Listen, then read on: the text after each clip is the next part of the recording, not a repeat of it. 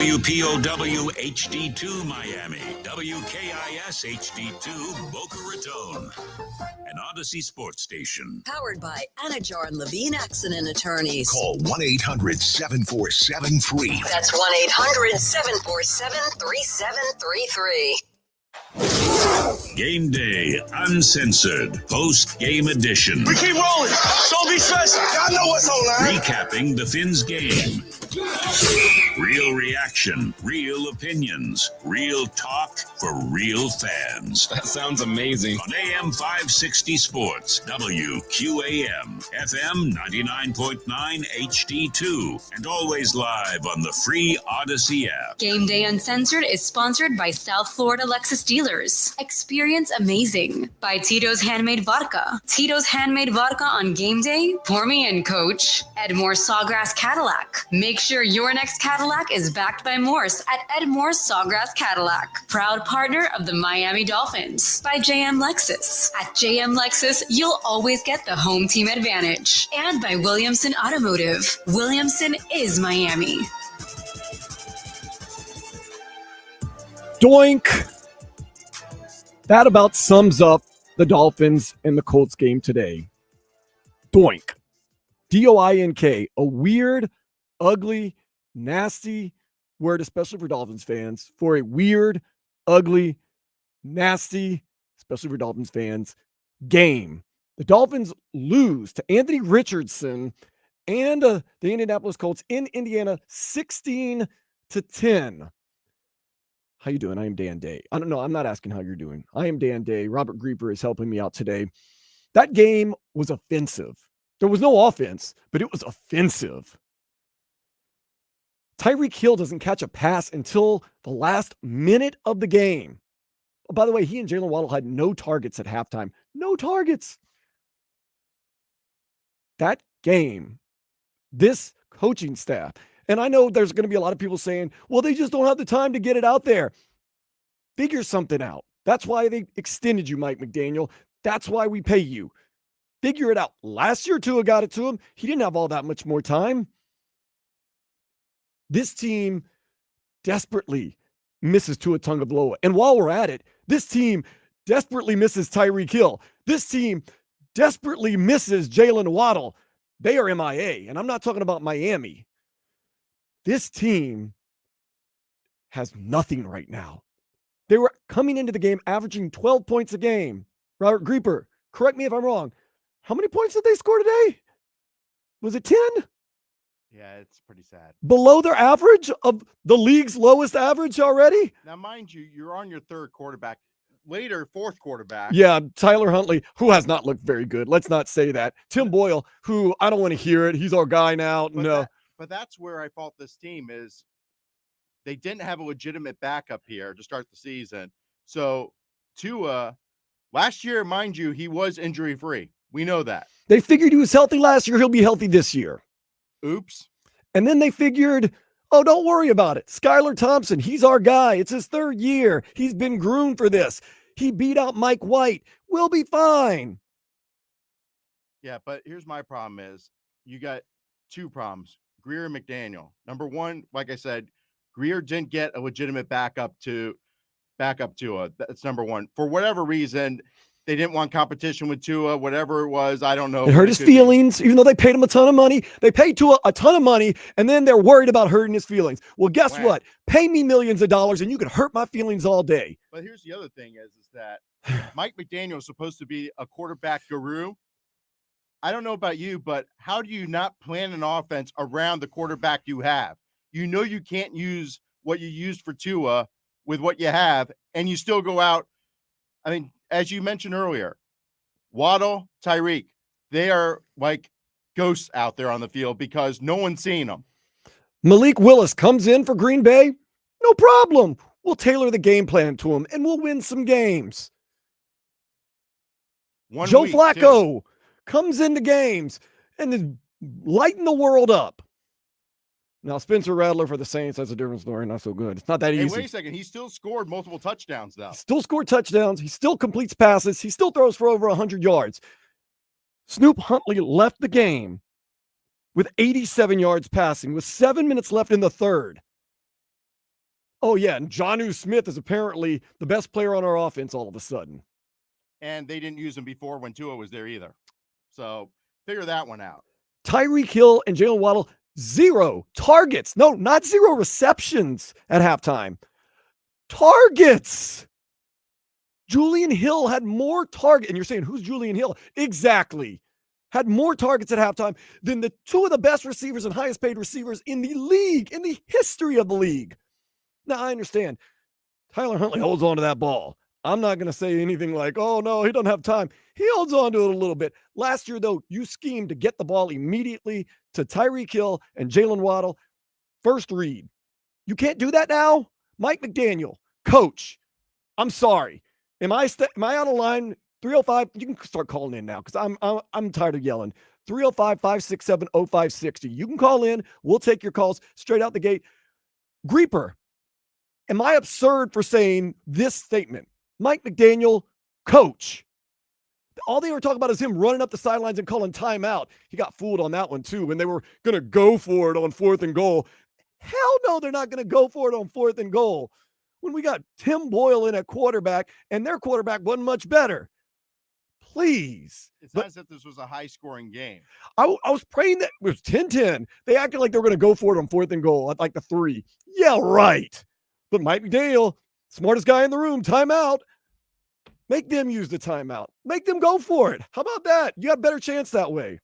Yeah, you would have held them to nothing probably because the way that they were going, I mean, seriously, they had 3 downs where they couldn't get it in already. Yeah.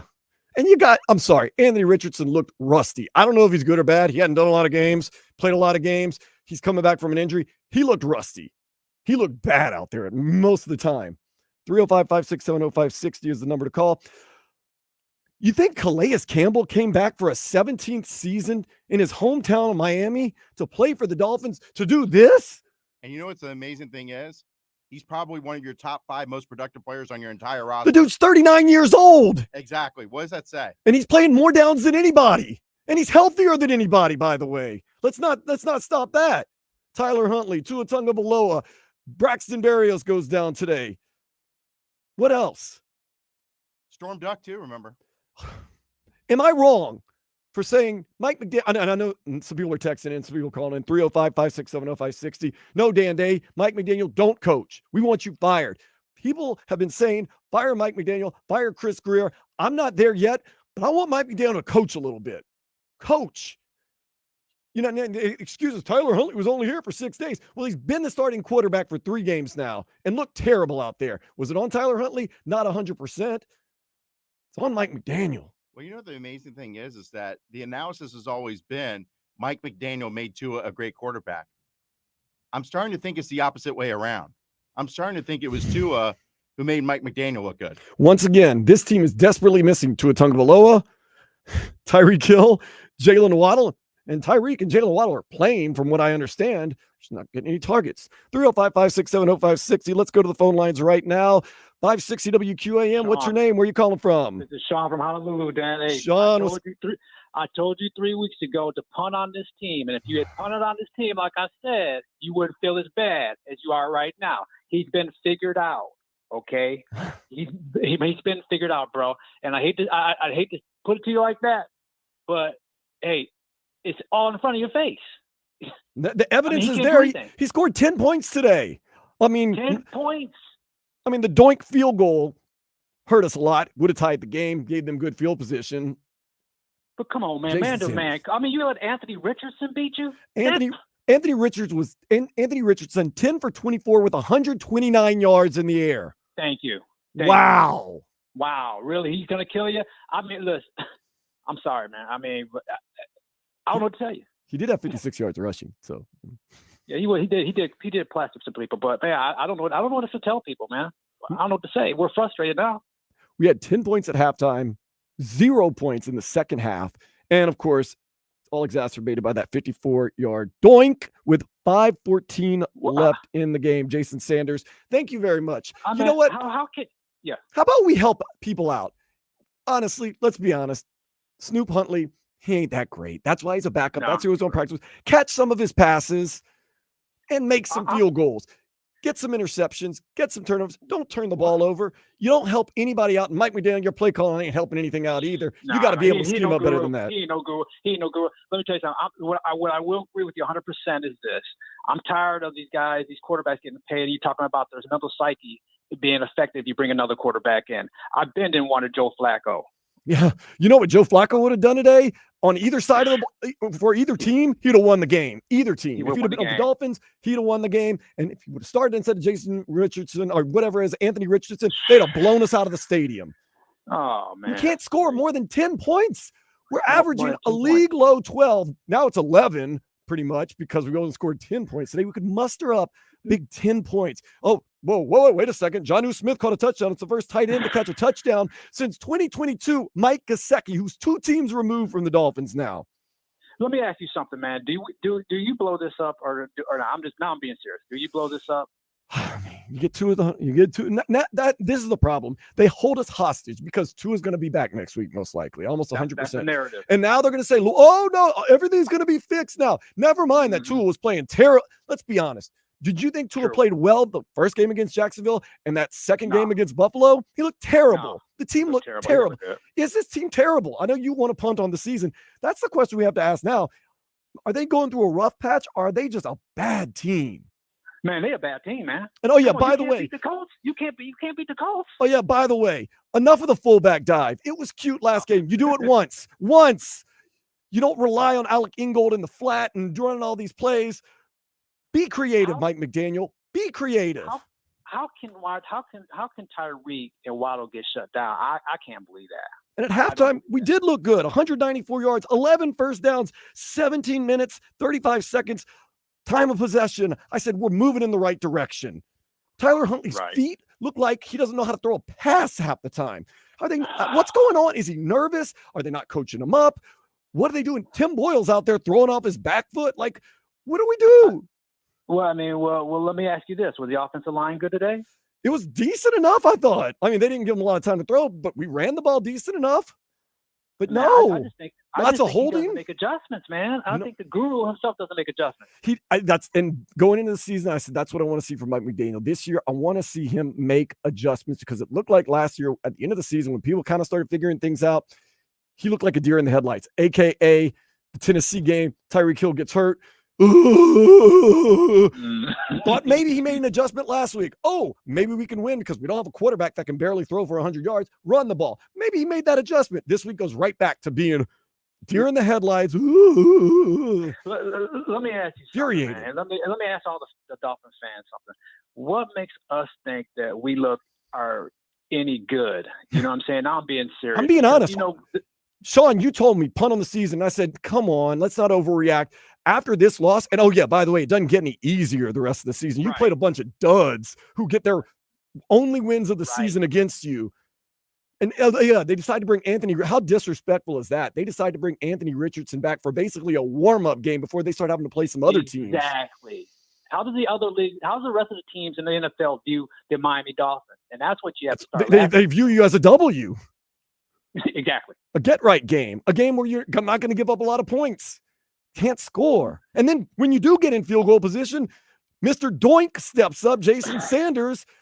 Goodness, I'm going to ask you this. Is it easier to make a field goal or to hit it against the upright every single game? Every game. Jason Sanders. Okay, I'm going to ask another thing from Jason Sanders. Kick the ball, man. I'm not asking the Dolphins to do things they're not supposed to do, but just Mike McDaniel, coach, Jason Sanders, kick the ball. Whoever's playing quarterback, now it's going to be Tua Tagovailoa. Throw to Tyreek Hill. Throw to Jalen Waddle. Throw to two of the biggest weapons in all the NFL. 0 targets. 0. Hey, look, I got to tell you something, man. You were right on your boy OBJ. Like you heard through the grapevine in Louisiana. You said, man, come on, he taking money. But don't worry, he's at all the LSU games, wiling out. Not a good look. Oh, OBJ catch a pass too, by the way. I saw him drop the first pass. Hit him dead in the hand. Man, when you got OBJ got 2 targets at halftime, Tyreek Hill 0, Jalen Waddle 0, Julian Hill has targets at halftime. No Tyreek Hill, no Jalen Waddle. Devon Achane, he's our only offense because we got this. Yep. I wouldn't even say we have this intermediate game. We have this very short game, hence why we can only score 10 points a game. Why is our game so short all of a sudden? We got nothing but speed, yet we minimize that by playing short. You know what this reminds me of the offense when I was living in Atlanta back in the 90s? It reminds me of the run and shoot offense. Yeah. These short dump passes they're vertical. They're not, they're not horizontal or anything like that. They're the side passes and all that stuff. It's dink and dunk. Thank you, Sean. I appreciate you so much, man. Oh, 305-560-0560. Going right back to the phone lines. 560 WQAM. What's your name? Where are you calling from? Hello? Hey, what's going on? What's up, man? It's Chuck. I mean, you pretty much said everything, bro. It falls back on coaching. Get it out, I really man. think it's the coach, bro. He honestly, he sucks, man. I'm just keeping it real. He sucks. He really sucks, bro. He's not the genius that. Why do they keep calling him a genius when we have not seen one genius thing all year? We had 10 points today, by the way, and we have the lowest average points per game in the NFL. Offensive guru, I think not. Oh, yeah, by the way, did you know how many targets? I'll say it all day because it cannot be overlooked. How many targets, not passes caught, how many targets were to Tyreek Hill and Jalen Waddle at halftime? I honestly was feeling bad for Tyreek because I'm like, damn, Tyreek, bro, it got to look bad for y'all stats this year. I know y'all looking like trash in the league. I know y'all numbers at the bottom of the league in receptions, yards, everything. I know y'all like, dang, man, we just got these big ass contracts and we can't even catch the ball. Do you have any hope that Tua comes back next week and things change and we get drastically better? I got big hope into it. Tua, I'm really thinking McDaniel is the one that be making Tua look bad. Tua do some crazy shit, but he put that ball where it's supposed to be like 80% of the time. But our offense, like you said, is still dink and dunk. It's still like the whole league know what we about to do. The whole league know on 4th and 1, Ingle about to come up the middle. Like we are telegraphic offense, and that's on the coach. So when people already know where Tua's going to go, what you expect him to do? He's doing exactly what McDaniel want him to do. That's one thing about Tua. He's like a robot. He's not on his own. Like he's not going to adjust and he's going to stick to what the coach told him to do. So when you see Tua doing stupid shit, just know it's McDaniels telling him that's the read to go to. Thank you so much for that right there. Yeah, Tua is one of those guys that he does seem to fit into the system. What's going to happen? It is absolutely frustrating right now. And I'm going to tell you this, of course, an eternal optimist that I am. Tua is going to come back next week. The offense is going to settle down. He's never going to run again. We know that. The offensive line will start protecting him. He'll start getting the ball to Tyreek Hill. He'll start getting the ball to Jalen Waddle. He'll be the leader of this team. By the way, the leader of this team, Alec Ingold, fumbled the ball that really cost us. It didn't cost us, but it stopped a drive. But Tua will come back, and things will start looking more like they did last year. The only problem with this is, Robert Grieper, how did we look in game one? And I know it's game one and the preseason. All that. We had 20 points. Well, I don't want to use the same language as the last guy, but he said it right. I mean, seriously, I mean, it's pretty bad when, Tua, when he was in there, wasn't productive. No, he looked very unsharp. Skyler wasn't productive. Whew. Well, I kind of predicted that one. He's not very good. Wasn't. Yeah, Snoop is not going to come in on a white horse and save this team. I'm sorry. Boyle wasn't productive. He's so I don't know about you, but you've had 4 quarterbacks now. 4. And all of them look terrible. All of them look bad. I didn't see any redeeming value with any one of them the whole year. Did you see any of them that was going to put the fear of any defense this entire year? No. I didn't see it. And thing is that, and I was watching on the broadcast earlier, and they made a good point. The San Francisco offense that McDaniel is so famous for, it's been figured out now. Yeah, they even said it on TV. Now they said Mike McDaniel. Now it's his job. He says that he has to adjust to their adjustments. Correct. Great. We got a coach that can't adjust. So how is he going to adjust? And that's the thing is that an offensive coordinator and a defensive coordinator, that's their job, is throughout the game, when they see that the other team is taking something away from you, that's your bread and butter, you have to figure something else, because what's happening? They are taking away Tyreek and Waddle. Okay, so then you go at them with Jarnu. You go at them with whatever else you have on the field, because if they're taking away 2 members, that's freeing something else up. And I know it's easy to blame the offensive line, and the offensive line hasn't been great, but there's a lot of bad offensive lines. And by the way, coach them up. Find a way to get some plays off. Find some creativity. Can't just blame the offensive line. You got to blame the coaching. You got to blame the quarterbacking, because the quarterbacking hasn't been stellar. The receivers, Odell Beckham Jr., if you're going to play catch a pass, Tyreek Hill, Jalen Waddle, I have no idea where they're at. I don't know why they were laughing at halftime. Now that's not a very good look. They were joking around at halftime. Mike McDaniel laughing and stuff like that. They're Nope. laughing all the way to the bank. No, they are laughing all the way to the bank. We paid everybody. Everybody's happy. A happy team's a winning team. And well, that's the the other fans thing. aren't happy. I mean, think about it. Everybody's like, oh, let's blow this up. How? Do you see how many contracts you have on this team that are long-term? Huge, big contracts. Good luck I'm getting going to out ask of you them. this, Robert Griever, and we'll get back to the calls in just a minute. 305-567-0560. This year, so far, who has been the best player on the Dolphins team? Hands down. Either Calais Campbell or Zach Sealer. That's a problem. I'll tell you that right now. That's a problem. When you have Tyreek Hill, Jalen Waddle, Tua Tagovailoa, Jonnu Smith, you got, well, not Javon Holland, who didn't play today. You've got Jalen Ramsey, who's been hit or miss, but for the most part, he's been a hit.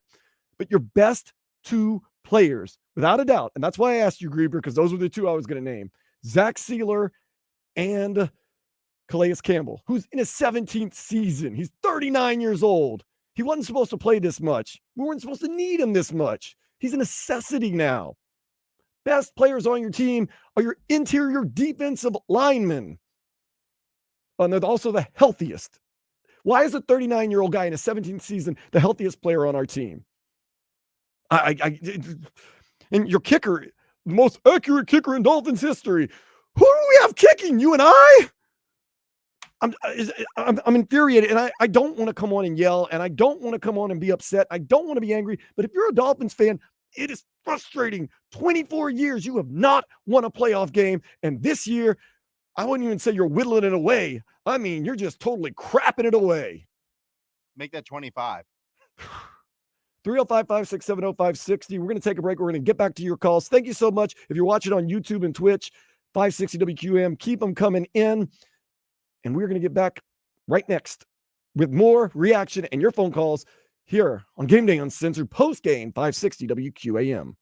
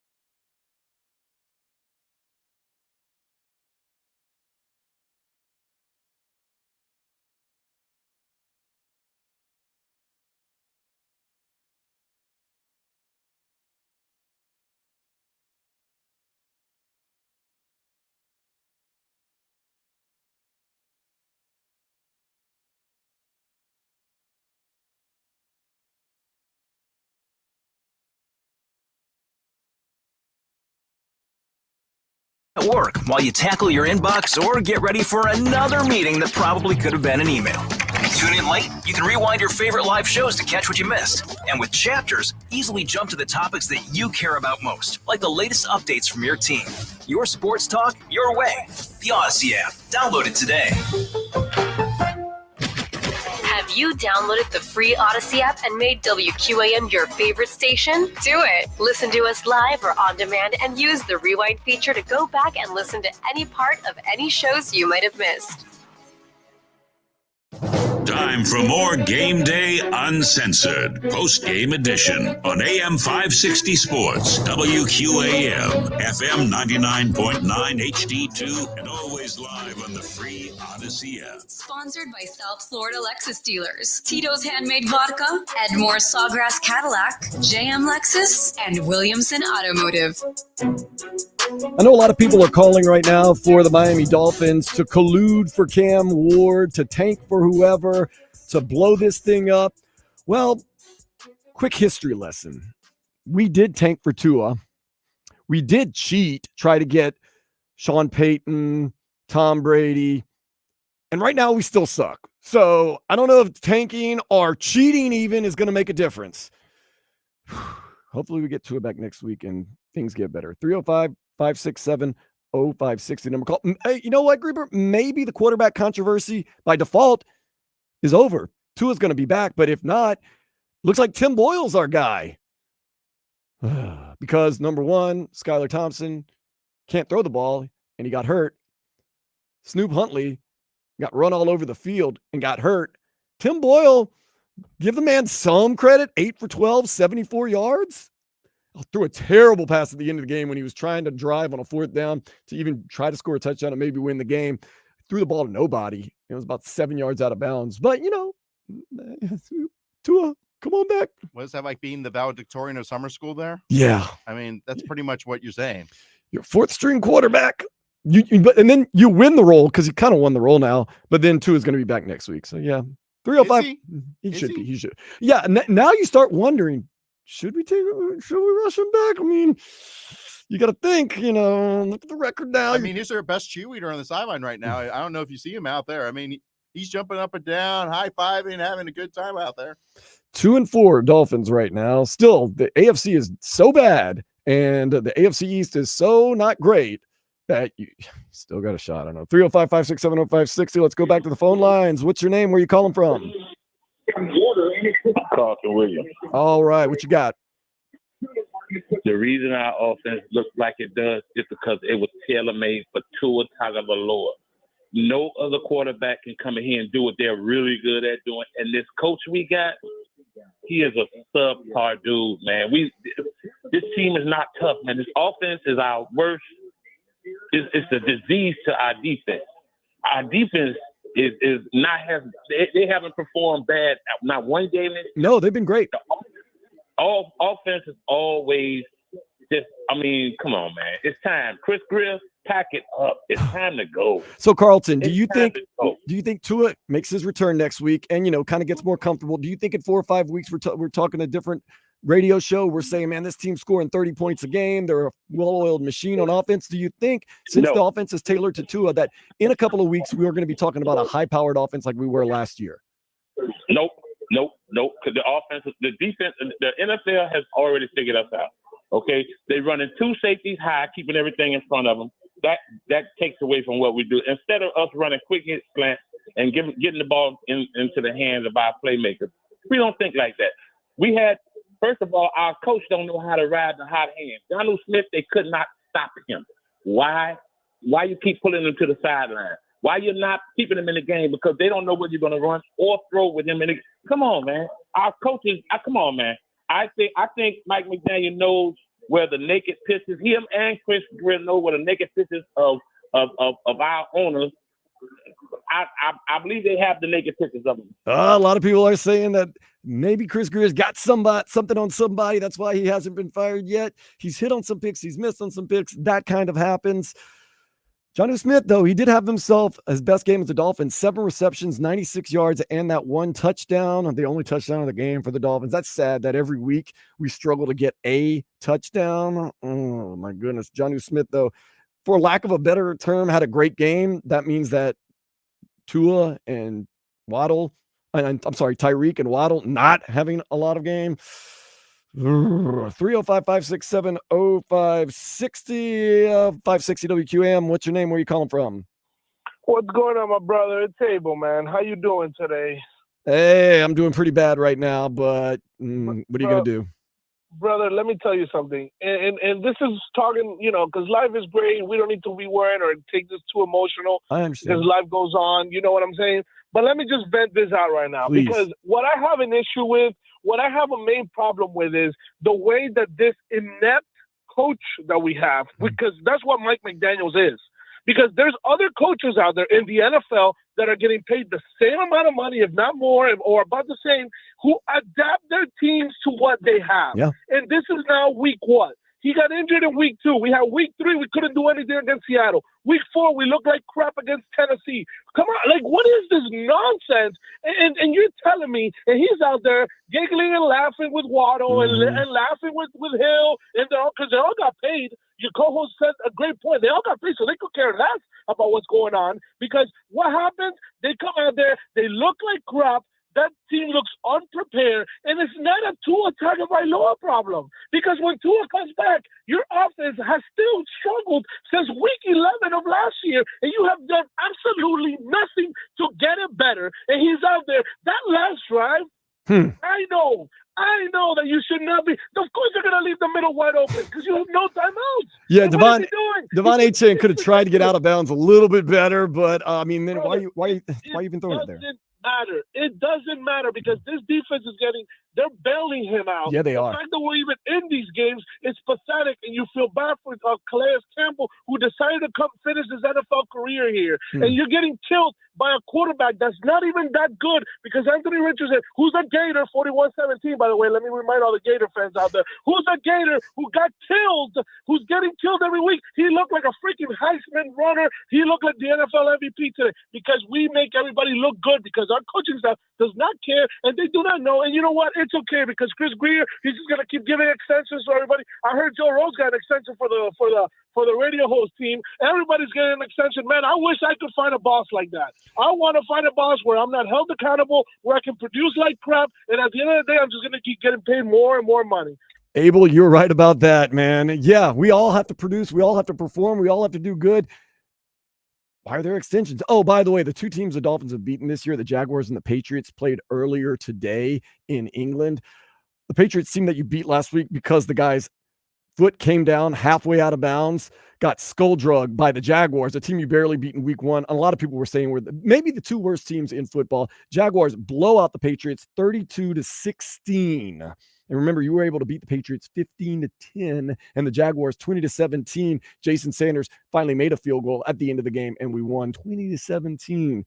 Two of the worst teams in the league, and we barely beat them. So that puts us right above the cellar. Is that what we are? 305-567-0560. Back to the phone lines. 560 WQAM. What's your name? Where are you calling from? This is Neil. I am the season ticket holder calling from California. God bless you. Get ready to get on an airplane Friday to come out and watch this team play the Cardinals. Hey, Tua's going to be back most likely. Well, I mean, who else is there? You know, I'm watching the Panthers right now. Or I'm sorry, the Redskins right now. Their Heisman Trophy quarterback just went in the tunnel. And they brought out the other Heisman Trophy winner quarterback. Chris Greer's got to go. He set us up at the beginning of the season with two howdy-doody quarterbacks to back up Tua instead of bringing in somebody better. I mean, Colin Kaepernick could come in and do better than these guys that we have right now.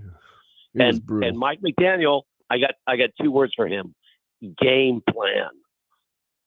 Go into a game with a plan. I mean, this is pathetic. You're giving the ball to Alex Engel. Yeah, Alec Ingold is way too involved in this offense, if you ask me. I mean, he got one great pass because he's wide open, but like running him up the middle is just a waste of talent. Like, how about another sweep from Tyreek? What about a sweep to Waddle? Do anything to get those guys involved. And then, like the other caller just said, Why is Johnny Smith on the sideline at all? He should be in there every play, Neil. like Travis Kelce. Neil, what did the great, and I hate to say great because I hate the guy, what did the great Nick Saban say? I don't call plays, I call players. Call Tyreek Hill's number. Call Jalen Waddle's number. Find ways to get them the ball. Goodness gracious. Yeah.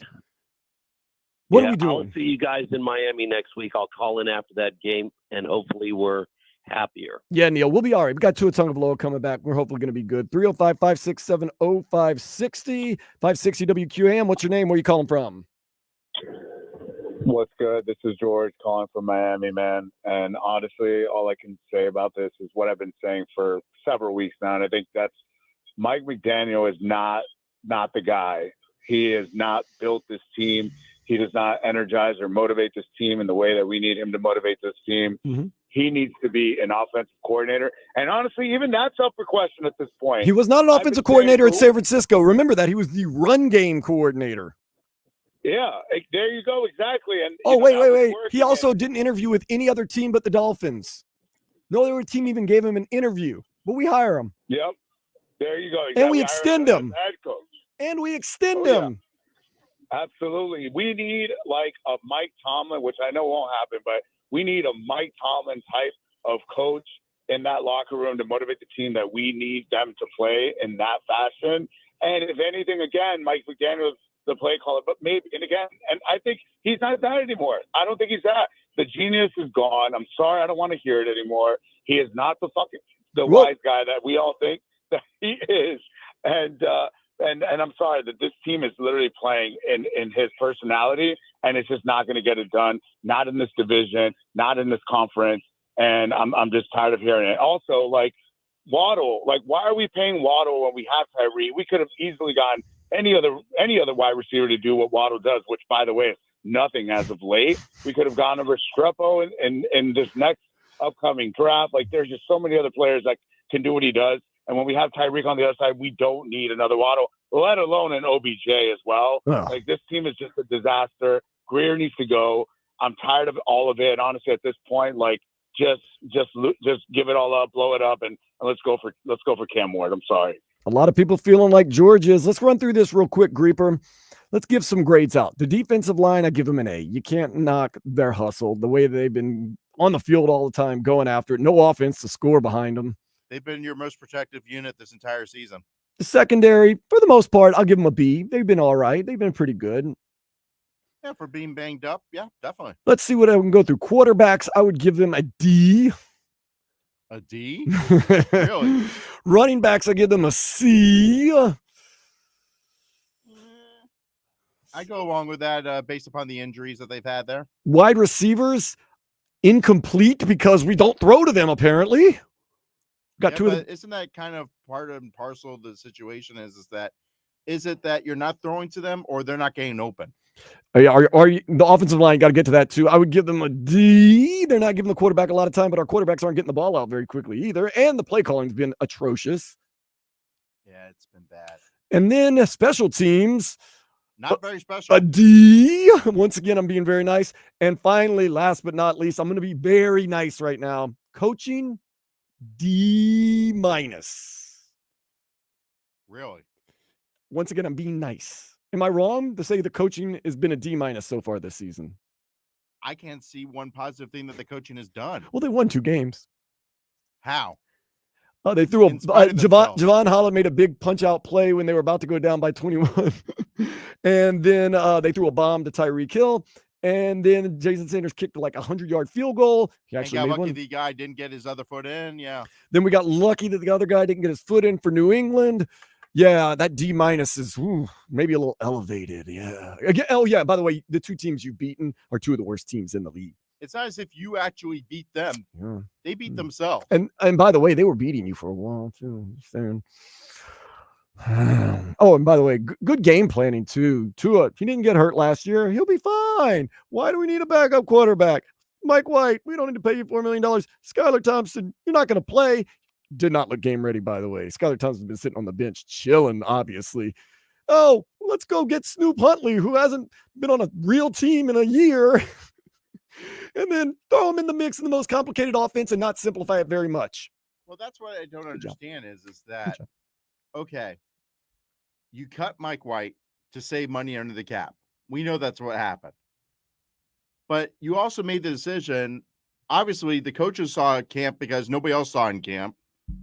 Skyler's going to be fine. Oh, he's been in the system his whole 3 years. It's his career. He's a guy. He outplayed Mike White. I mean, I'll be honest. What does that say? Also, correct me if I'm wrong. You're supposed to have a third quarterback who's on your practice squad. That was Tim Boyle. How'd that work out? Yeah. And the thing is that the planning doesn't make sense whatsoever in the sense that you have a unique offense and unique personnel with this roster. How you don't have a backup quarterback that's tailored to the roster that you have? Because the other thing is that, as they were saying earlier, you need to have a game plan going into the game. I'm not really concerned about the game plan going into the game. I'm more concerned in the adjustments that you're making during the game based upon what you're seeing. I want to bring this up one more time. In the NFL, it's pretty universal. How many of the first plays are scripted? About 15? 15 to 20, I would say. So you mean to tell me in the 15 to 20 scripted plays, there was not something specific to get your two most dynamic playmakers involved? Now, I know maybe they were and they didn't get it out there. Snoop Huntley might have held on. Find a way. End arounds, just anything.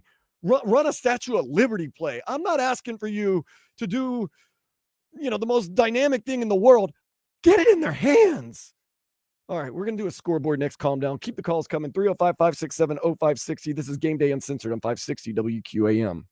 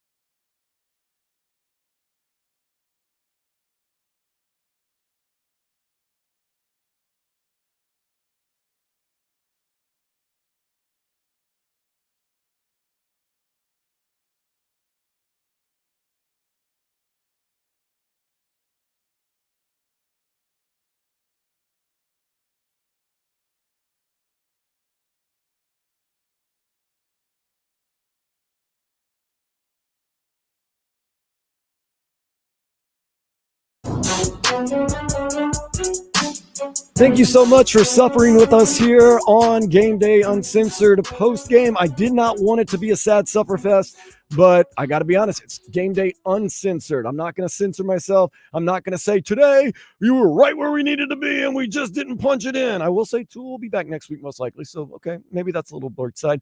Let's not get too deep and too dragged down because Big Lynn, my mom, always told me, be happy. No one wants to hear a Debbie Downer. So we're going to be a little upbeat right now and talk about teams that actually won football games today. Can get you a quick scoreboard. Right now, the Washington Commanders beating the Panthers. Oh, there's a team that might be worse than the Dolphins right now. Commanders are up 17-0 on the Panthers with about 11 minutes left in the second. I heard Jaden Daniels did go into the locker room. Somebody rolled up on his leg.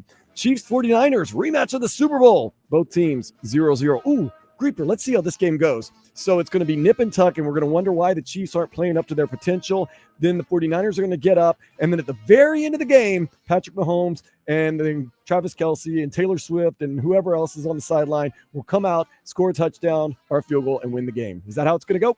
Well, you also forgot about the refs are going to give them the game. Okay, that's the other part of it. Remember, Taylor Swift's down here, so that. Oh, T-Sweezy. Oh, I met some Swifties last night at a dive bar. They're everywhere, man. Wait a second, there's Swifties down here? Never would have guessed. In North Beach, I was at On the Rocks, and Bob's your uncle, and there were Swifties. It was interesting. Nonetheless, at least there's somebody winning tonight or this weekend in the Hard Rock Stadium. The Raiders are up on the Rams 3-0 with about 11 minutes left in the second quarter. Earlier today on jolly old England, the two quote-unquote worst teams in the league because they've lost both of them to us. The Jaguars and the Patriots played. Jaguars steamrolled those Patriots 32-16. You want to talk about bad quarterback play? Drake May, 26 for 37, 276 yards, 2 touchdowns. Trevor Lawrence, he got paid a lot and hadn't produced. Sounds familiar. 15 for 20, 193 yards and a touchdown. Nonetheless, he got the win, so what can you say? The Lions handed the Vikings their first loss of the season. You want to ask about how backup quarterbacks can do in this league? Well, Sam Darnold was 5-0 going into this game. Darn near brought the Vikings back to win the game. They lose 31-29. Sam Darnold, backup quarterback, by the way, 22 for 27, 259 yards, 1 touchdown, and 1 interception. Good job by the backup quarterback right there. Titans and Bills, it was close for a while, but the Bills pull away. They win 34-10. You want to talk about backup quarterbacks? Mason Rudolph. Remember he beat us on Monday Night Football?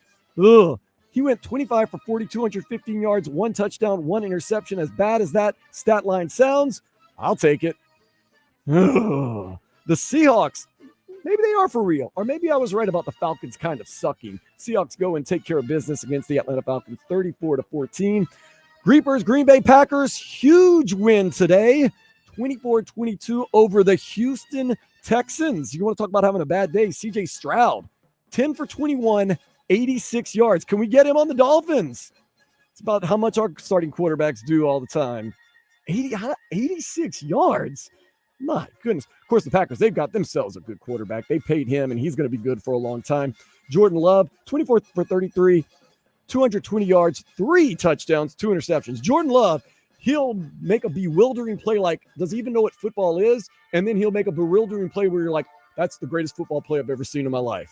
I love it. The amazing thing is I love that not only was he a great draft pick, but the Packers consistently always bring backup quarterbacks in that are talented and then sell them off for draft picks each and every time. I just thought about this earlier in the year. Omar Kelly, one of my good friends and colleagues over there at the Miami Herald, floated this out there that possibly, he can't confirm nor deny it for sure, that Brian Flores, who we hate or hated, in that draft, didn't want to draft Tua, wanted to take Penei Sewell, and then later, and he would have been available, Jordan Love. Correct. That is correct. Do you want to stew on that for a minute? Let me get a little more angry. We could have Penei Sewell and Jordan Love. Yep. They were both available in the draft spots that we had. Yep. The Bengals are getting back into shape. I told you, don't. RELAX. The Bengals, they start slow, then they start whooping everybody's, you know what? Of course, they beat the Cleveland Browns. Barely nothing. But the Bengals do win. Joe Burrow, he was the number 1 overall pick in that draft. He hasn't been totally healthy. He didn't have the greatest day either. 15 for 25, 181 yards, 2 touchdowns. Ooh, Here's a bright spot, Greeper. Remember we were in the Deshaun Watson sweepstakes and we lost? Well, we won because Deshaun Watson is the worst starting quarterback in the league. When I say starting, I mean he's officially the starter and he's also been the starter for the season. 15 for 17, 128 yards. You think he's checking down? Also, he's probably going to be out for a long time right now. What happened? He got hurt? Supposedly he had an Achilles injury today. I'm sure Browns fans are very scared. The thing is that, remember, he has a guaranteed contract. Every single penny is guaranteed. So whether he sits on the bench or whether he's wherever he wants to be in his spare time, we know where that is, he's getting paid. I can see him in a spa right now. Very nice. The Eagles, oh, of course not. Well, Eagles, they got right against the New York Giants. 28 to 3. You want to talk about another bad quarterback that you gave an extension to? You said, Saquon Barkley, we don't need you. Oh, by the way, Saquon Barkley gets his revenge. 17 carries, 176 yards, and a touchdown. You decided to keep Daniel Jones and not Saquon Barkley. How'd that work out for you, the Giants? He was 14 for 21 with 99 yards. When your quarterback does not throw for triple digits, that either means you're really, really good and you don't need him, or you're really, really bad. In this case, they needed him. 28 to 3. The Eagles steamroll the Giants. How did that go for you, Giants? Daniel Jones, Saquon Barkley. We'll be all right, right? Some of these guys. Tonight at 8:20, you get the Jets and the Steelers, and you get a double dip on Monday Night Football. Ravens, Buccaneers at 8:15. The Chargers, Cardinals at 9 o'clock. That is your scoreboard. Going to get to your calls next. More reaction. I'm even fired up reading out the scores if you can't tell. I am Dan Day with Robert Grieber. This is Game Day Uncensored, Postgame 560 WQAM.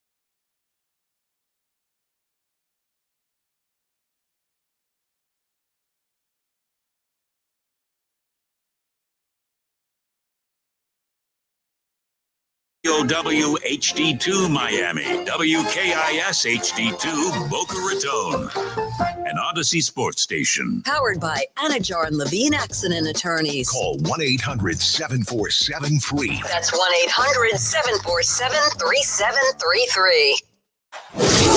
Game Day Uncensored Post-Game Edition. We keep rolling. Don't be stressed. Y'all know what's online. Recapping the Fins game. Real reaction, real opinions, real talk for real fans. That sounds amazing. On AM 560 Sports, WQAM, FM 99.9 HD2, and always live on the free Odyssey app. Game Day Uncensored is sponsored by South Florida Lexus Dealers. Experience amazing by Tito's Handmade Vodka. Tito's Handmade Vodka on game day? Pour me in, coach. Edmore Sawgrass Cadillac. Make sure your next Cadillac is backed by Morse at Edmore Sawgrass Cadillac. Proud partner of the Miami Dolphins. By JM Lexus. At JM Lexus, you'll always get the home team advantage. And by Williamson Automotive. Williamson is Miami. That's right, Dolphin fans. You lost to, maybe didn't get beat by, but you lost to the Indianapolis Colts 16-10, led by, and I use that term kind of lightly, Anthony Richardson coming off of injury. He was not stellar. 10 for 24, 129 yards, no touchdowns, no interceptions. He did lose a fumble. Thank you, Zach Sealer. Now let's play the game. Is it a real Colts player or just a name I'm making up? When it comes to rushing, Anthony Richardson led the team, 13 carries, 57 yards. Some other rushes were done by Tyler Goodson, Trey Sermon, Ashton Doolin, Some of the receiving yards of those 129, those paltry 129, Michael Pittman Jr., he's a real player. Adonye Mitchell, Alec, I'm making a point that these guys aren't exactly superstars that went out there and put it on you today. Good job. But let's focus on Dolphins players. Let's get to our player of the game. It is time for the JM Lexus player of the game. At JM Lexus, it's the perfect time to catch the deal you've been waiting for. As the Golden Opportunity sales event continues, don't miss your opportunity to score even more. Now at JM Lexus, I am going to give my game ball to Jonnu Smith, the tight end. He caught the first tight end touchdown for the Dolphins since Mike Gesicki. Mike Gesicki twice removed from the Dolphins, and that was 2 years ago that he caught that touchdown pass. So it had been almost 2 years since a tight end has caught a touchdown. Jonnu Smith seemed like the only receiver that any of the quarterbacks could see today. 7 receptions, 96 yards, and the lone touchdown of the game for the Dolphins. So Jonnu Smith, congratulations, I guess. You get my game ball. Grieper, I know it's tough, but who would you like to give a game ball to? Wow. That is a difficult question considering the roster that we have right now and the players out there. I'm going to give it to Calais Campbell. Yeah, he came back home for pretty much his final year. Said he came here to win a championship. Didn't know he was going to play his ass off at 39 years old. Well, maybe he thought he was going to the Miami Hurricanes because they actually are undefeated. They're actually pretty darn good. They got a good quarterback, Cam Ward. Maybe a backup here and there, but he stays healthy, so we're okay. Yeah, it's kind of getting sickening that every week it's really easy to pick a game ball winner. And a lot of the times it's easy because it's either Calais Campbell or Zach Sealer, who did recover a fumble and did have a sack. That's not the guys that should be getting game balls. You're paying Tyreek Hill, Jalen Waddle, Tua Tagovailoa, Mike McDaniel's been extended. Alec Ingold has been an integral part of this offense. Okay, the fullback. Let's get back to the phone lines. 305-567-0560, 560 WQAM. What's your name? Where are you calling from? Ivan, Boynton Beach. Ivan, break it down. What you got? Gameday, I'm going to preface it with this. Like I said, you're my boy. You're better than Hollywood and Solana. Thank you very much, man. I'll tell my mom. No, I'm going to disagree with the callers before. I thought the game plan was really good. Running the ball up the middle, A-Chain was getting yards in the first half. It was a grind-out game in the first half at 10-10. I really disagree with a lot of the callers saying that Mike McDaniel didn't adjust. I think he did adjust. There wasn't as much motions. It was just up the middle runs. And they had success there in the first half. They did seem like, at one point I did write down, the offense is all about running the ball and throwing it to Jonnu Smith. So Mike McDaniel made somewhat of an adjustment. Maybe not the sexiest of adjustments. Not an adjustment that gets you more than 10 points, though. 10 points. Besides that doink. No. Agreed. But that's a grind out game on the road. 10-10 in halftime. That's 10-3, actually 10-3, and they got a field goal at the buzzer for halftime. So I think the turning point in the game was the Mostert that fumble. That really hurt. Yeah, Mostert, he played so well last game, and he was playing decent this game. He had 11 carries for 50 yards. Of course, Devon Achane with the big safety helmet on, 15 carries for 77 yards. We really got the balls to the running backs. Maybe that's Mike McDaniel's thing. Let's simplify things. Let's make it easier. Let's just grind it out. We're not a grinded out type team, though. That's the problem. We don't have that personnel. So Mike McDaniel's now trying to fit a square peg in a round hole, it seems like. 305-567-0560. Let's take one more phone call before we go to break. 560 WQAM. What's your name? Where are you calling from? Hi. Hey. This is Damien from Hollywood. Go ahead, Damien. Yeah, I want to say thanks for taking a call. Number one, I think everything starts from the top. There's no leadership on this team whatsoever. There's no accountability. There's too much friendliness in Mike McDaniel. They were laughing at halftime. You saw that? Yeah, Tyreek correct. and Jalen Waddle both had zero targets, correct. and they're laughing with Mike McDaniel at halftime. Yes, correct. And that's what it comes down to, man. And if we took a survey right now with all the owners in this NFL, how many of them would still hire Chris Greer as their GM? And I guarantee you, none. And furthermore, he doesn't know how to draft. Look at the Lions. The Lions just extended 3 players from the 2021 draft. All Chris Greer does, he's trade. He gives these contracts to old players. And it's just a joke. Mike McDaniel is a car salesman. He should be a clown. He should be a clown in Disney World. He's not a good coach, and I think Tua has masked a lot of his deficiencies. This is going to be the same thing. Insanity, doing the same thing, expecting different result. And that last caller, Mike McDaniel, did not make any adjustments. They played that same defense. Everybody lined up in the same positions. You're paying these multiple receivers millions of dollars, and they can't get themselves open. So it's just horrible. It's bad, and I feel sorry for these season ticket holders because you're putting money into something that's just a damn joke.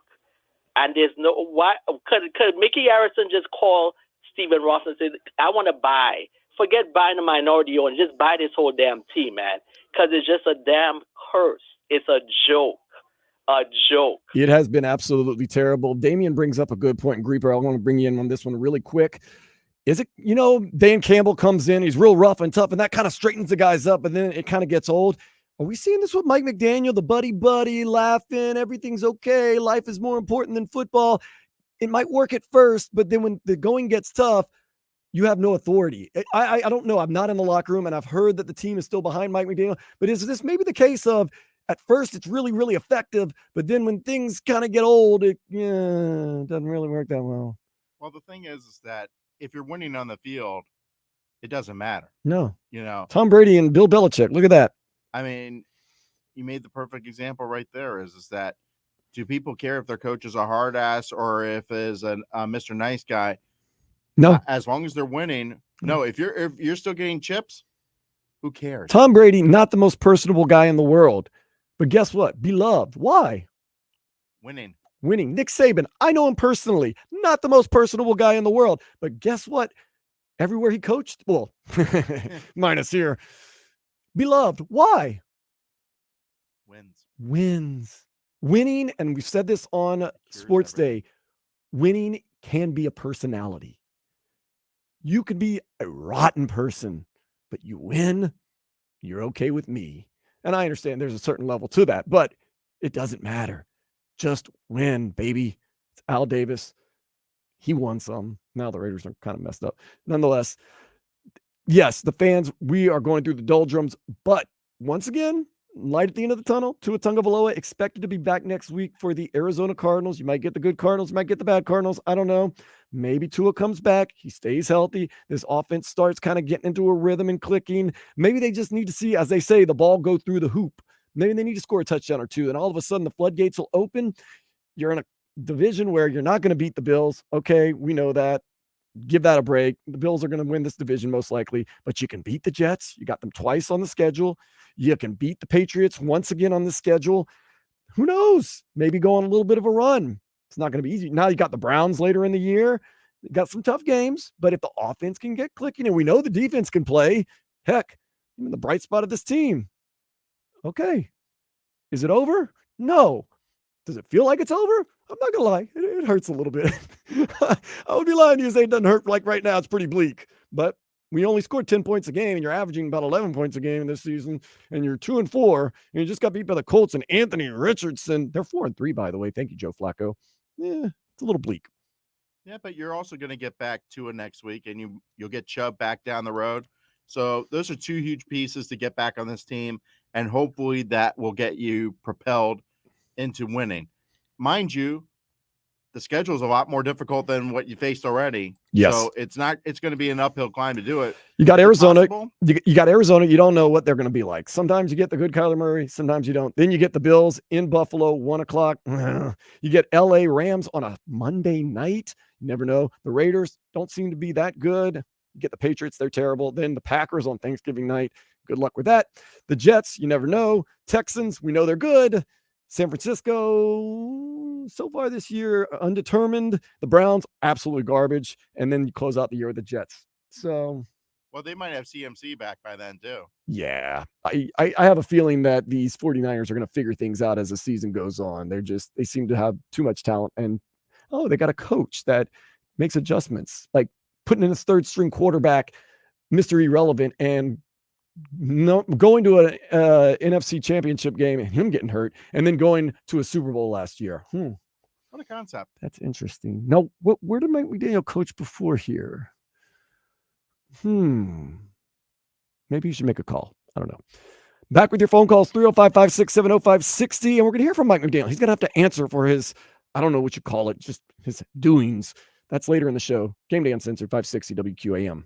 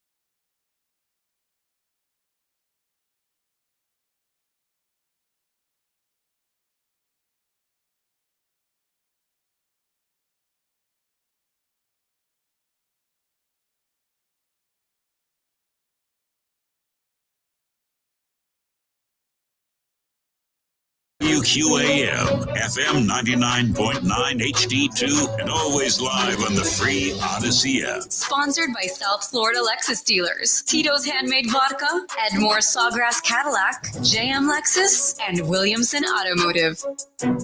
Tough day to be a Dolphins fan. I am Dan Day, and I can keep railing until 7:30 tonight when they kick me off the air, but I want to hear from you. 305-567-0560, 560 WQAM. What's your name? Where are you calling from? Don from Miami. Go ahead, Don. Hey, listen, I talked to you guys a couple weeks ago late at night, and I went on a rant. Well, guess what? My rant holds true. First off, the front office needs to go. Needs to go. You can see the results, and I'll say it again, since the Tennessee game last year. Mm-hmm. And if you think Tua coming back is going to make a difference, don't leave out of the equation those games. We did nothing last year since those Tennessee games, and we had a better team last year. Let's suffer through this. Let's suffer through this real quick, though, just in case anybody doesn't have the reference to what you're talking about. The Tennessee game last year. I'm trying to pull it up right now and find it. The Monday Nighter last year already beat us. Oh, wait, I'm going through all these stupid preseason games. Okay, so let's go back to it and let's look at the scores and the downward trend that this team has had. Okay, let's get it going right now. It is, where are we at? We're in the, I cannot, why am I not being able to, what year am I in? Let's see. Am I in Dolphins? Let's see. October 22nd. Okay, here we go.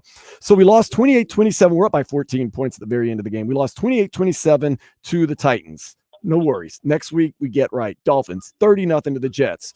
Get right again on Christmas Eve. We beat the Cowboys 22-20. Here's where the downward trend goes. Get shellacked by the Ravens 56-19. Everything to play for. The 2 seed, a home playoff game against the Bills. We lose 21-14. Chiefs, Taylor Swift got us 26-7.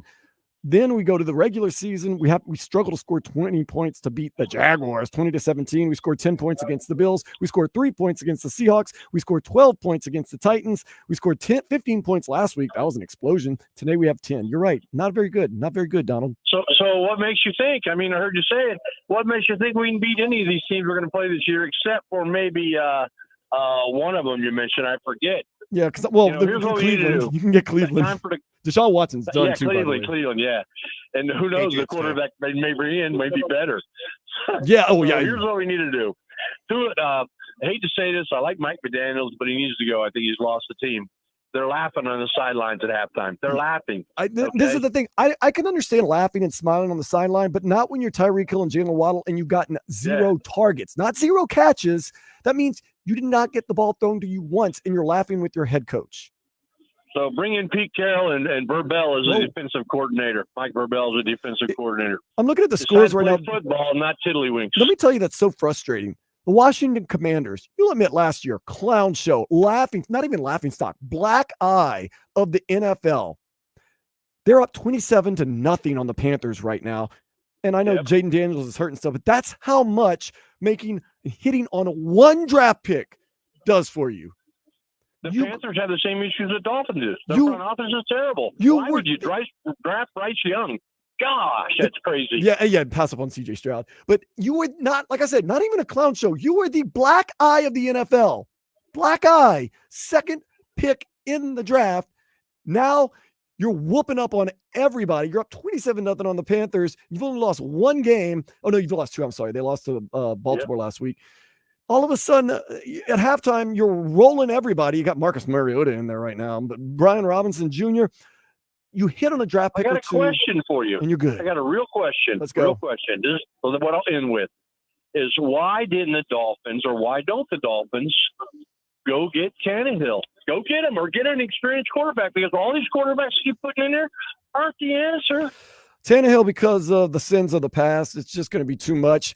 I talked about Garoppolo. The only problem is Garoppolo would have been suspended for the first 4 games. Could use him right now because of PEDs and all this other stuff. Yeah, you can't find a wilier quarterback than Tim Boyle and Snoop Huntley. Yeah, I mean, this front office is terrible. I'm sorry. It's disgusting. And I have a hard time watching the game knowing we're going to lose. It's hard to watch, too, when you can only score 10 points, muster 10 points. And the 13th point was a doink, which Jason Sanders has been very adept at doing this year. He's doinked it in a multitude of different ways on field goals.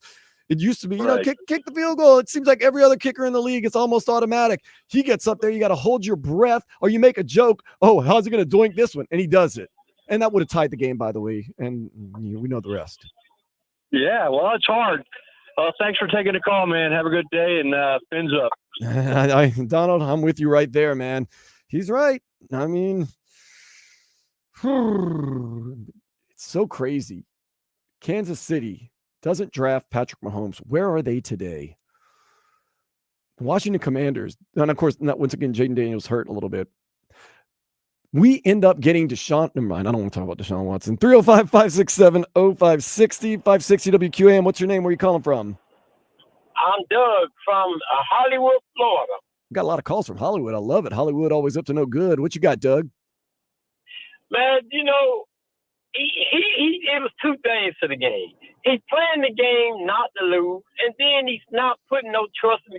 I mean, he had the same sequence of play calling. Run, pass. Run, pass most of the time. If you switch it up, pass on the run down, and you got a chance. And he just don't put no faith in his quarterback other than Tua. And I don't like that kind of play calling. I do not like the way Mike McDaniel play call these games.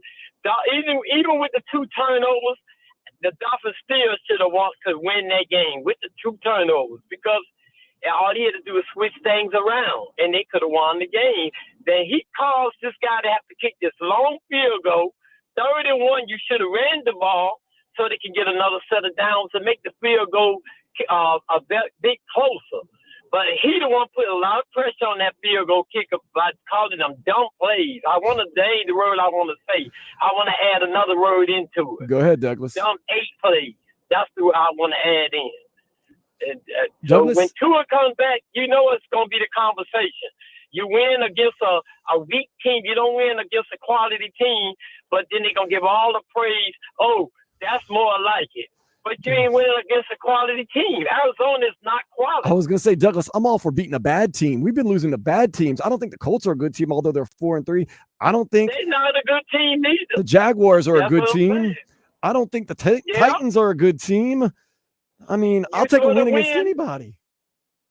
Yeah, but when they win against Arizona, they're gonna give all the praise to Tua. But you're not winning against a quality team. Until you win against a quality team, then you can say, okay, Tua made the difference. Hey, next week the media will add all that to it, and that's all they'll be saying. The media is the worst people in the world. They the one that mess up all this stuff with all this stupid stuff they be talking.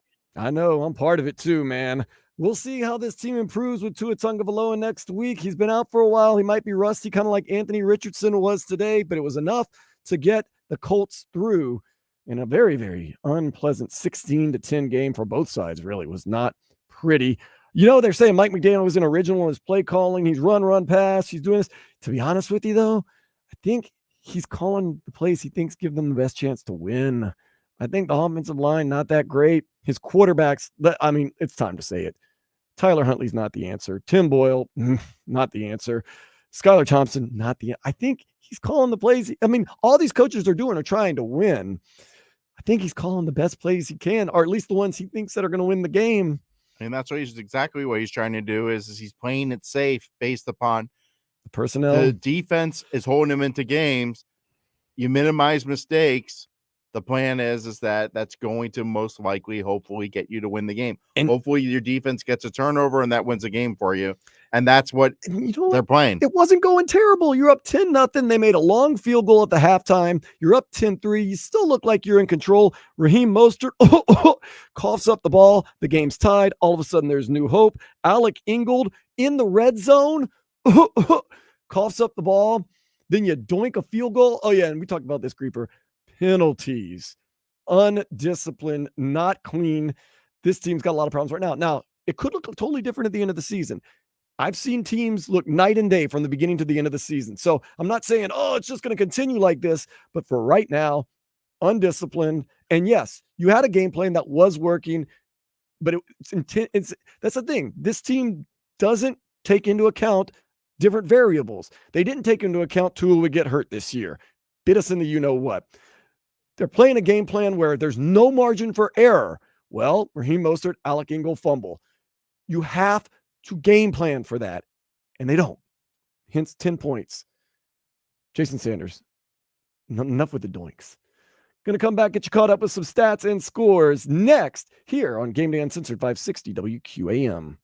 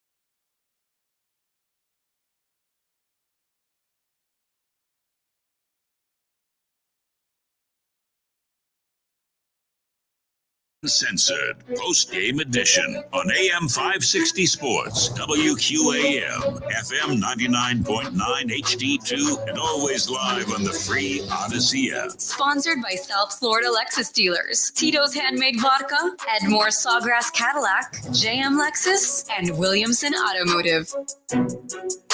If you look at the game stats, team stats, you see pretty even game, which it was.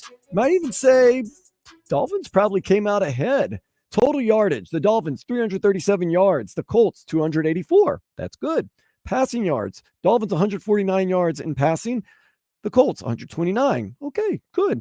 Rushing yards, 188 for the Dolphins, 155 for the Colts. Once again, good. Yards per play, 5 yards per play for the Dolphins, 4.7 for the Colts. Good. First downs, we also won that category, 18-16.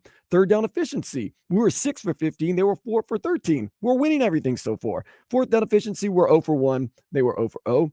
Total plays, we had 68 plays. They had 61. That's good. Sacks, we had 2. They had none. Once again, good. Punts, we had 6 punts. They had 7 punts. A lot of 3-and-outs for both teams, but especially the Colts. So far, so good. Penalties, 6 for 50 yards with the Dolphins, not good. 4 for 25 for the Colts, not great, not terrible. Fumbles lost, we had 2, very costly. One, Raheem Mostert, they came down, scored a touchdown, tied the game. Second, Alec Ingold fumbled. We were in the red zone, so we would hope to get at least 3 points out of that. That could have made a big difference. They did lose one, though, also kind of near their goal line. When one interceptions thrown, nobody really passed the ball. And when they did, it wasn't really close to receivers or defenders, it seemed like, except Jordan Poyer at one point. It went right above his hands. He almost had that interception. End time possession, Dolphins in favor 31 minutes to their 29 minutes. So overall, you would say close, but probably the Dolphins eked one out. Nope. They lose 16-10. Let's see who eked it out this week or who just straight up won around the NFL. Right now, we've got a rematch of the Super Bowl. Remember that one went to overtime? Chiefs 49ers. Chiefs looking good. It's almost halftime. They're up 14-3. The Commanders, Jaden Daniels has left the game. It is Marcus Mariota. Yes, Marcus Mariota, doesn't matter. Commanders, they're playing the Panthers. Commanders 27-0 with about 10 minutes left in the third. The Rams and the Raiders. Ooh, it's in Los Angeles. I wonder if there's more Raiders fans at the game than Rams fans, because we know LA's Raiders country. Raiders are losing, though, 14-6. We'll see both of those teams later this year. The Eagles and the Giants. Remember when the Giants decided we're going to pay Daniel Jones and Saquon Barkley? Whatever. Well, Saquon Barkley got his revenge. Eagles defeat the Giants earlier today, 28-3. Let's compare the two players because, honestly, you should. Saquon Barkley, 17 carries, 176 yards and a touchdown. Daniel Jones, less effective even through the air, 14 for 21, 99 yards. So Saquon Barkley almost doubled up Daniel Jones's yards on the ground. He didn't have the luxury of passing, Mr. Jones. Giants fans, go ahead and I'm not a big proponent of punting on the season, but yeah. Speaking of punting on the season, the Patriots, they've got no offensive line. They've got a rookie quarterback who's running for his life, and they got a loss to the Jaguars earlier today in London, 32-16. Jaguars just got the extension on their stadium, so they will not be the London Jaguars, at least not anytime soon. Probably the best game of the day, the Lions and the Vikings, two teams really good. And the Lions, they got up early, and they stayed up early, 31-29, Jared Goff. Remember when everybody was ready to write off Jared Goff? That he was, what a waste of a first pick. 22 for 25. That's pretty efficient. 280 yards, 2 touchdowns, and guess what? He didn't throw it to the other team. Now, Sam Darnold on the other side. Backup quarterback, 5-1 now after the loss today. 22 for 27, 259 yards, 1 touchdown, and 1 interception. Bills, Titans. Titans tried to take a lead early. No, not enough. The Bills are just too much. Oh, yeah, Josh Allen, for those that say he should have been out of the game, he's concussed, he's a gunslinger. Sometimes he's good, sometimes he's bad. Well, he's a good Josh Allen today. 21 for 33, 323 yards, and 2 touchdowns. Another backup quarter, Mason Rudolph, who beat us earlier this year with the Titans. 25 for 40, 215 yards, 1 touchdown, and 1 interception.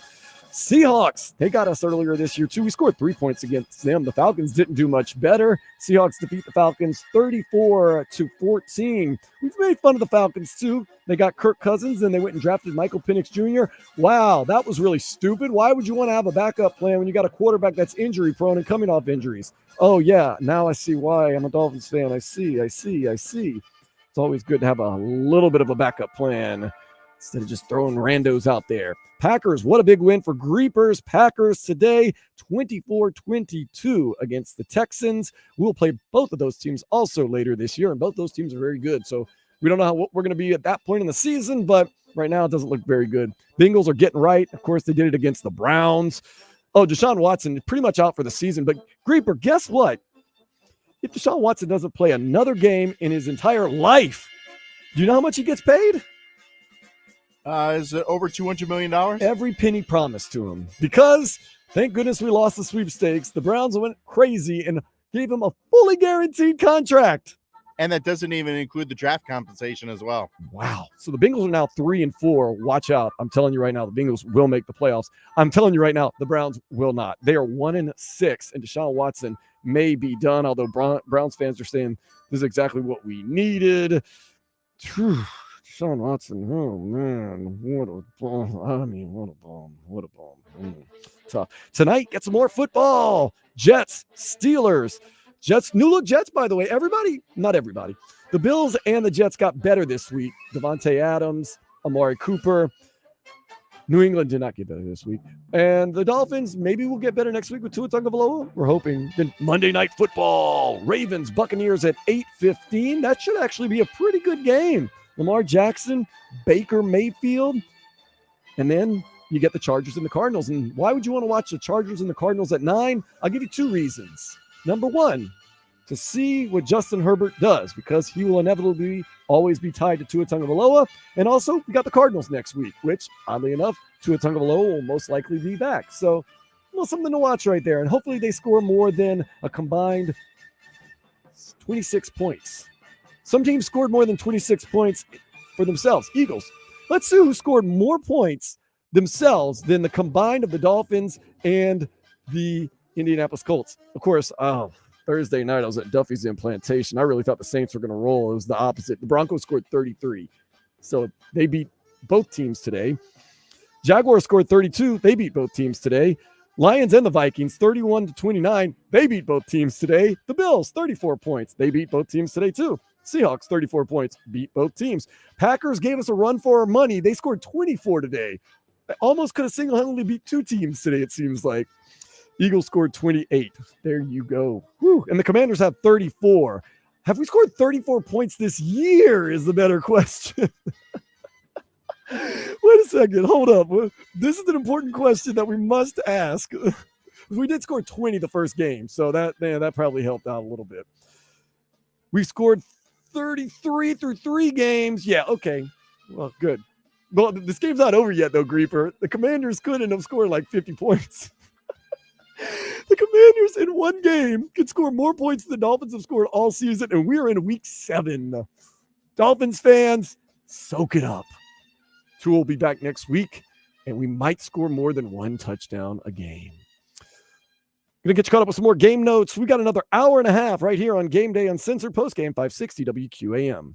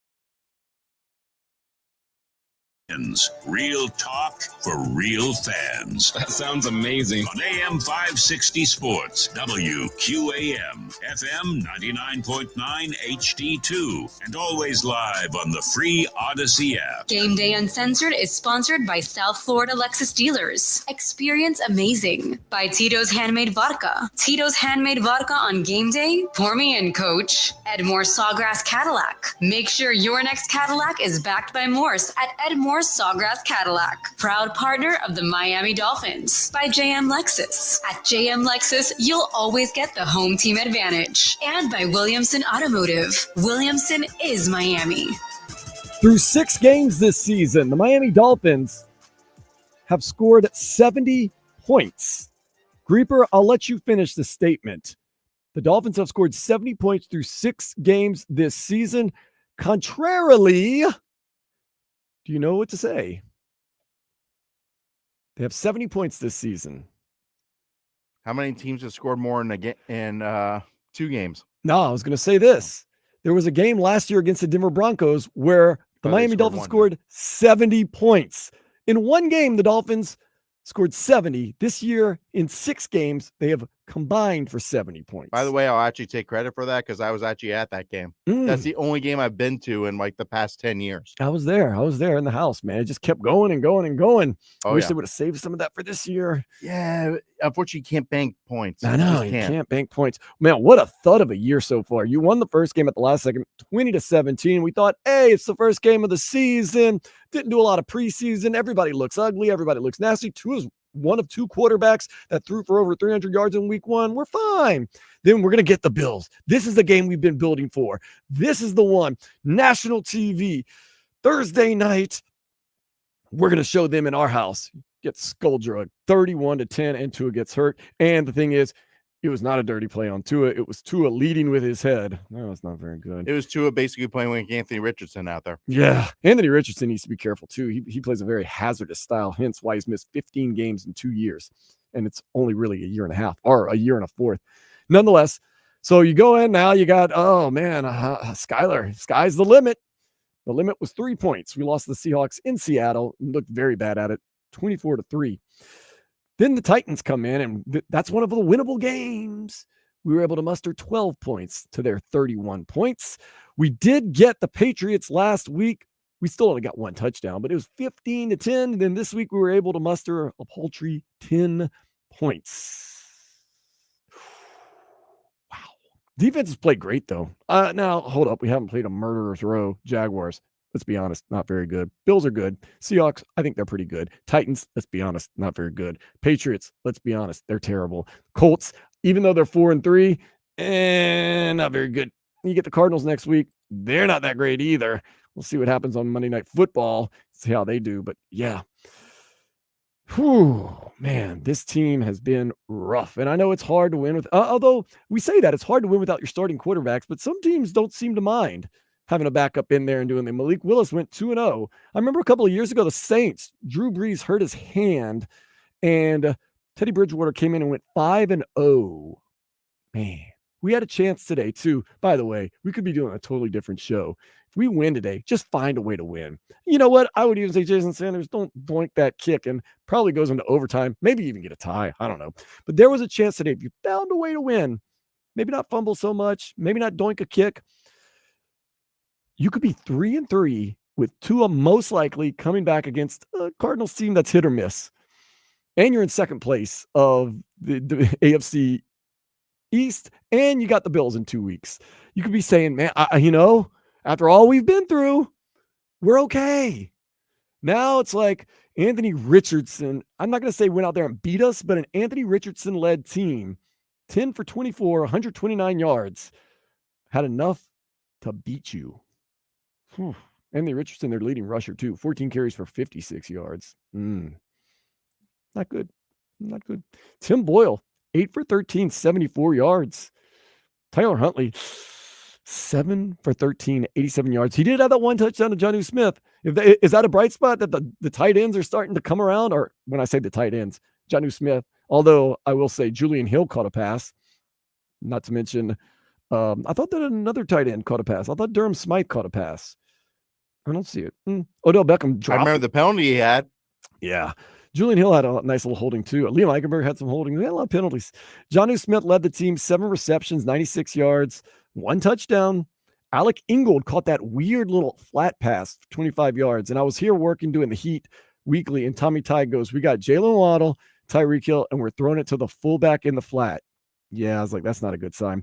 Jalen Waddle, though, there was a Jalen Waddle sighting. 1 reception, 11 yards. I'll let you do the math on the average per reception. Malik Washington. He's been a rookie that's been inactive some of the games this year. 2 receptions, 9 yards. That's 1 more reception than Tyreek Hill got. Malik Washington had more receptions than Tyreek Hill had today. Tyreek Hill voted by his peers as pound for pound the best player in the NFL. 1 reception, 8 yards. I don't have to tell you that's not good. I don't have to tell you. Odell Beckham Jr. dropped a pass and was targeted. He was targeted twice by halftime, which is 200 times percentage points more than both Jalen Waddle and Tyreek Hill combined, which are both 0. Infinite. So when your leading receivers include Jonnu Smith and Alec Ingold and Malik Washington, and, Tyreek Hill, Devon Achane, and Jalen Waddle are kind of middling around, that's how you see you lose games 16-10. Calais Campbell, Zach Sealer, they're playing their what's off. Calais Campbell, first play of the game, got a huge tackle. I was like, wow, man, he's come to play. I don't know if he can sustain it all season long, but okay, he's going to play. Chop Robinson, once again, that's the knock on Chop Robinson. He makes a lot of plays, but doesn't have a whole lot of stats to show for it. I did think he did pretty good with getting around. He did get a tackle today. He did get an assist, but he did put some pressure on the quarterback a couple times.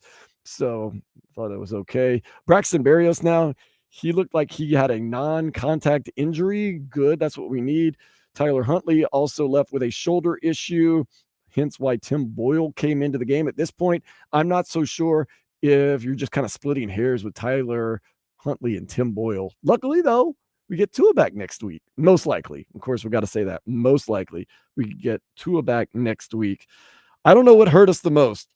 Grieper, let's go through some of the things that, there's a lot. Tua getting hurt, that hurt us a lot.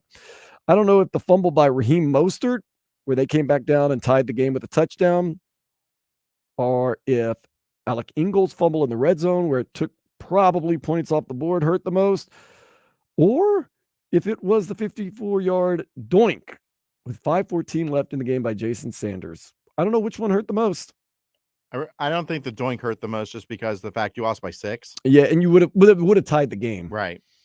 I think the Mostert fumble hurt me the most because you kind of had them down, not out, but down. And you're up 10-3. There wasn't a lot of hope. They weren't moving the ball. I was going to write down 10 points might be enough to win this game. Halftime, I was about to write that down. I was like, I don't want to jinx it. I mean, coming out of the half, you were gaining the ball first in the third quarter. They did get the field goal at the end of the half there, but you still realized you had the ball first and you could have gone up by 2 scores at that point. That was more of the dagger because that was deflating. Couple of more bad optics, let's just put it that way, from Mike McDaniel. Beside the play calling and the offensive output not being very pretty and nice, beside your quarterback running for his life, beside quarterback getting hurt, some of the other bad optics coming out of halftime, TV didn't do you any favors. They showed Jalen Waddle and Tyreek Hill on the bench with 0 targets, laughing and throwing up the peace sign, and Mike McDaniel laughing with them as if everything's A-okay. Okay, that was not good. And then Mike McDaniel kind of getting duped when there is no way in hell that the Colts were going to go for it on 4th and goal with the score 10-10, and we had Tim Boyle in. They ran out the offense instead of the field goal unit, and instead of calling their bluff, Mike McDaniel burns a timeout. And you knew it was just an attempt to get a timeout burnt. They were risking a timeout against our timeout, and we fell for the bait and called timeout when probably the best thing would have been let them go for it on 4th down. They didn't have the best offense. I know they're probably going to try to run Anthony Richardson because that dude is huge, but Mike McDaniel looked a little silly, I thought. I was like, why not let them run the play? That's what I wanted them to do. Go for it on 4th down. They get the touchdown. Kudos to them. No, of course, Mike McDaniel calls a timeout, and immediately they rush the kicking team out there. Like, you're going to need that timeout later. And then later in the game, it wouldn't have hurt to have the timeout. Of course, Mike McDaniel wouldn't have hurt to throw it a little more to the sidelines. And Tim Boyle, it wouldn't have hurt to throw it to somebody on that last fourth down. I looked away and I saw you going, oh. And I was like, well, how bad could it have been? I watched the replay. The guy kept going. I don't even know who it was because he was so far out of the picture and the ball just floated onto the sideline. But that's what you get when your fourth string quarterback is in there. Counting on Tim Boyle to win the game for you. Yeah. That's another thing. Tim Boyle and Tyler Huntley, their footwork and just looking like they're in throwing position it looks like it's an issue with them. Is it because they're a little stunned? Is it because they're not getting coached up? It looks very much like when Skylar Thompson came in. Skylar Thompson been holding a clipboard and not soaking up a lot because he looked like a deer in the headlights. You would think his third year, he's been in the system for 2 years. He won out the backup position. You think maybe mentally somewhat prepared. Not so much. Well, that's the thing that's concerning is that the good quality about a head coach is supposed to be they make players better. Which player on this team can you say that he is coached up and made better? Zach Sealer, but he's not part of the defense. But he was here beforehand. Calais Campbell. I think Calais Campbell he's been in the league for so long. He just goes in and plays. He was already better, He did coach up Tua, man. Tua was a little wounded bird when he got here. Now he's a wounded bird again. Mm-hmm. Never run again, by the way, Tua. Never run again. I don't care if they leave the field wide open for you. I don't care. No, got one word for you, Tua. Slide. I don't even say that. Don't even risk it. Don't even risk a slide anymore. Oh, man. But dude, these numbers, besides the 0 targets for 2 of the highest paid wide receivers and 2 of the fastest wide receivers in the league, besides 0 targets, meaning they weren't even thrown in their direction, much less reception. Their grand total, Tyreek Hill did have a run for 5 yards, so I don't want to totally discount him. Tyreek Hill, 1 reception, and that was at the last 2 minutes of the game. 8 yards. Jalen Waddle, 1 reception, 11 yards. Not even 20 yards of offense between those 2 guys. To give you a little more perspective, Alec Ingold caught a pass for 25 yards. So Alec Ingold was a more efficient and effective receiver in this game than Tyreek Hill and Jalen Waddle pretty much combined. And you wonder why people are asking for Mike McDaniel's head. You wonder why. Okay. We're going to continue to wonder. You can continue to call in or text in 305-567-0560. Also, we're on the YouTube and Twitch. Just go to 560 WQAM. You can drop your comments in there. We'll read some of them next. This is Game Day Uncensored on 560 WQAM.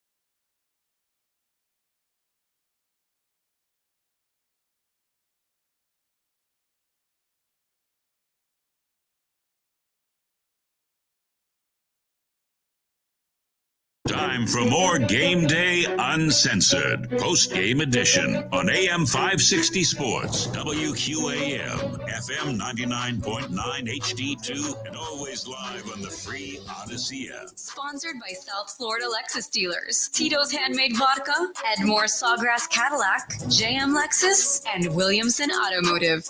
It will be interesting next week if/when Tua comes back. If this offense will look night and day. Not only will they have a guy who has a firm grasp on the offense and can play the way Mike McDaniel coaches, but also he's the leader of the team. He's familiar, probably a little more talented than the other guys. And when I say probably, I mean he is more talented than the other guys, maybe combined. It's going to be interesting to see how much this offense possibly can get rolling, and it will need to get rolling because they have put themselves behind the 8 ball 2-4 right now, and they've lost to some not so good teams. Mike McDaniel, you don't have to scheme anymore. You can just run your game, and Tua don't run at all. That's all you got to see, but it should be very interesting to see how this offense goes. You thought maybe Mike McDaniel figured some things out last week. You're going to see a heavy run game and maybe a few downfield passing. Didn't see a lot of downfield passing, and you saw a lot of running between the tackles.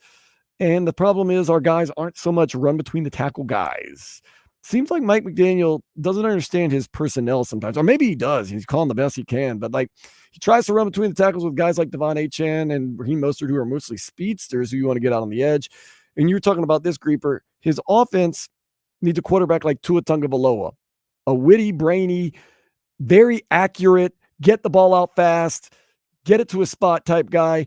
And the backups are not those types of quarterbacks. Skylar Huntley's a gunslinger that's kind of wild and crazy and holds them, all of them hold on to the ball for way too long. Tyler Huntley is more of an athletic quarterback. And then Tim Boyle is just a backup. I mean, I can't tell you Tim Boyle. Yeah, I can't tell you his style. He's just one of those guys, a jag, as you say. But there's the delay of games and stuff because apparently Mike McDaniel's got a lot of verbiage and it's very complicated and he's supposedly tried to simplify it, but obviously it's not that simple. And I don't blame these quarterbacks for not maybe having a full grasp of something that probably takes a whole offseason to learn. Although Skylar Thompson, 2 years learned that system and did not look very ready. There should be and correct me if I'm wrong, teams usually do have packages for their backup quarterbacks, I thought, because I remember Rohan Davey, Miami guy, who ended up playing at LSU and ended up playing for the Patriots for a long time. I remember Bill Belichick saying, we like Rohan so much, we put in a Rohan Davey package, and he was like the third string quarterback. Mike McDaniel has to have packages for these guys, right? Right? Might be giving him way too much credit. Am I giving him way too much credit? No, you have to. Well, I don't know. This Dolphins team doesn't seem like they plan for anything out of the ordinary. They got Skylar Thompson. They trade off Mike White. They have Tim Boyle. They take Tyler Huntley off the Ravens practice squad. They don't expect Tua to get hurt. The offense now looks, I mean, if you told me last year at this time, next year the offense, as good as it looks now, is going to look as bad, opposite 180 degrees, I'd be like, no, man, Mike McDaniel, he's got this thing figured out, man. He's clever. I don't know. I think it's a little bit of personnel. It's a little bit of everything. It's a little bit of personnel. It's a lot of injuries. It's a lot of the league having more tape on you. And it's maybe a little bit of Mike McDaniel. Like, I don't know. But I mean, he's obviously calling the plays that he thinks will help this team win. And we talked about this too. How many of the plays are supposed to be going to Tyreek Hill and Jalen Waddle and ends up being a check down, or the quarterback doesn't have time, or the quarterback doesn't throw it quick enough? And how many of them are not? You got to imagine he's got plays called for Tyreek Hill and Jalen Waddle. The offense is predicated on it. At the same time, like we said, if you see, which you've seen for a couple of weeks, they're not getting the ball enough, find ways to get them the balls, into rounds, bubble screens. Like I said, Statue of Liberty play. I'm up for anything right now. Get it into their hands. Fastest guys in the world. Cheetah wants to race Noah Lyles. That's how fast. And I mean, people are considering it. That you're in that conversation, it means you got some speed. Find a way. Be creative. We extended you. We're paying you. You're a professional. We need you to step it up a little bit. Mike McDaniel, it just seems like since that Tennessee game, the league maybe not figured out that, oh, you mix things up, and he's really bewildered. And I don't know. I don't know. And there was one interaction, and I don't take much from it, but he and Anthony Weaver were talking to each other, and it looked like our defense coordinator, Anthony Weaver, was raising his voice about something. And it didn't look like it was about excitement. It looked like Anthony Weaver was saying something like I said, I don't know exactly what was going on at that point, but it looked like Anthony Weaver could kind of raise his voice. Maybe, I don't know. It was about play calling. It could have been anything. Could have been nothing. But I do know they interact, and I do like that they interact because we know last year there was not interaction between Mike McDaniel and Vic Fangio. But it did seem like there was somewhat verbiage in there, which, okay, you know what? It's a heated game. We saw Tom Brady and Bill Belichick get into it all the time, and they won Super Bowl after Super Bowl after Super Bowl. And it's a heated game, but I don't know. I think it's just frustration, man. I know I'm frustrated as a fan. Grieber, you have to be frustrated watching these games, listening to these games. I mean, if you're looking at this, I mean, if I'm Anthony Weaver, I'm going over to McDaniel and I'm saying, your offense is hanging my guys out to dry because my guys are tired out there because you guys are going off the field quickly, not scoring points, and my guys have to go out there and save your ass the whole entire game. Well, that's the thing too. Yeah, Anthony Weaver and the defense have no room for error, because the Dolphins scored 10 points today, 15 points last week. Now, they did win time of possession, 31 minutes, 11 seconds to 28 minutes, 49 seconds. But like you said, there's no room for error. You get burnt once, that pretty much costs you the game. Heck, you give up a field goal. You bend, you don't break. Could cost you the game. Scored 10 points. He scored 10 points at halftime, too. You're up 7-0 in the first quarter. I was like, all right. Oh, man. I mean, this team basically looks like it was predicated on for us to win, they need a defensive score. Yes. Is where it's at, because the offense is not going to do that for you right now. Smart job by the Colts. Anthony Richards, and I don't know if you watched, you were probably driving in. I was watching the announcers. Man, Anthony Richards looks like he's getting into a groove. I was like, what are you talking about? He looked terrible out there, but give him credit. He didn't throw it to the other team. He did turn it over one time, but he didn't throw it to the other team. And in a game like that, I honestly think those two fumbles, they cost us, man. One of them, they came right back down, scored a touchdown, tied the game. And then, like I said, we were in the red zone and Alec Ingold fumbled. Once again, our reliance on Alec Ingold, love him as a blocker. I love every once in a while you try to slip him in there for a little bit of a fullback run, but our reliance on him has been a little heavy. And I understand it's personnel and, quarterbacking and all that stuff, but it's a lot of reliance on your fullback in this day and age. Well, that's, unfortunately, the issue that you have with having your third and fourth string quarterback in there is that you're going to be utilizing your tight ends and your fullback more, because that is your check down. Mm-hmm. When your guys aren't open deep, you're not going to be able to get the ball to them for whatever reason. Your tight end and your fullback are your safety net. And that's exactly what they use the whole time. And unfortunately, you're not going to win games like that, because the other team, number one, is going to eventually game plan against it. And then what are you going to do? And another thing is Tua Tagovailoa most likely back next week, and we'll see how the offense looks. For those saying, man, our guys have just been check down. For the first game and a half of the season, that was kind of our knock on Tua. Like, why is he checking it down so much? Why isn't he getting it to Tyreek Hill and Jalen Waddle? Is there a reason, or is this just the scheme that's going on? So I don't know if things are going to look drastically differently next week or the next 2 or 3 weeks, because I'm figuring Tua is going to be a little bit rusty coming off. We know Odell Beckham Jr. is absolutely rusty. He has not caught a pass yet. He's been targeted 4 times. He dropped one today. And then the other one was just not very close. Neither of these all 3 of these quarterbacks today were, and Joe Flacco was just sitting there like, better than these guys. Easily. I'm sure the Dolphins are also looking over like, oh man, we could have made a move. Why don't we make a move for Joe Flacco? What do you, not to get too much into it, but I guarantee if Joe Flacco, once again, would have played for either team today, that team would have won. If he'd have played for the Dolphins would have won this game. The Colts already won, but they would have definitely won. 10 points.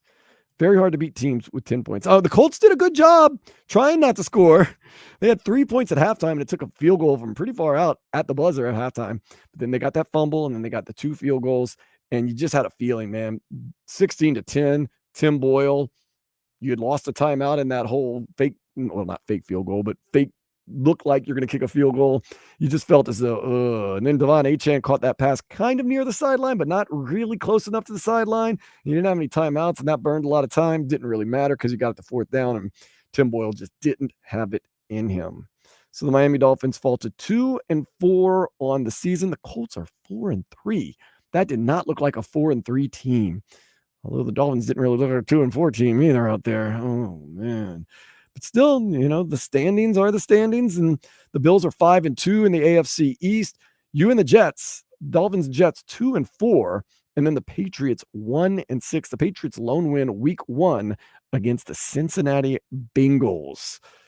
Goodness gracious. 2-4. The Jets, the Dolphins, the Raiders are also 2-4, although they're having their issues against the Rams right now. Those are the 2-4 teams that you have. The Jaguars are 2-5. They got a second win today. We beat the Jaguars. We got them, right? Right. So the Chiefs remain undefeated. And we'll see what happens with the 49ers. They're in a dogfight with the 49ers right now. Chiefs are the only undefeated team left in the NFL. So pop some bottles probably tonight. And then on to the next one, because the next one, hope springs eternal. Tua Tagovailoa expected to be back. It will be at home. It will be against the Arizona Cardinals. It'll be a 1:00 kickoff, and I'm hoping next week the postgame show will be a lot happier. I don't know. Still got to digest this one. We're going to be with you till 7:30. We've got another hour. Going to come back, get you some scores and some stats, and take your text 305-567-0560 here on Gameday Uncensored 560 WQAM.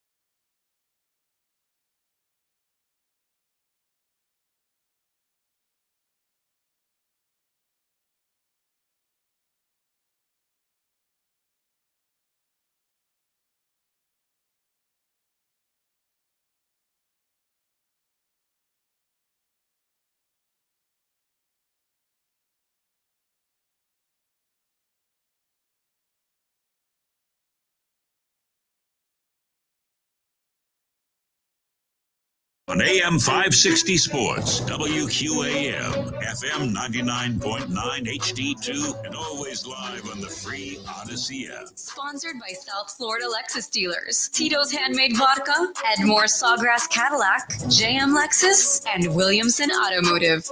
In your heart of hearts, did you think the Dolphins were going to win today? I'm not going to lie. Before the game, I was telling myself, Tobin and Solano with the pregame for Gameday Uncensored, I was like, I want to believe, but I just have a feeling Indianapolis is going to beat us. And it's just because of the personnel and the injuries and some of the play calling. And lo and behold, that's exactly what happened. Not very paltry numbers for either team. The final score is 16-10.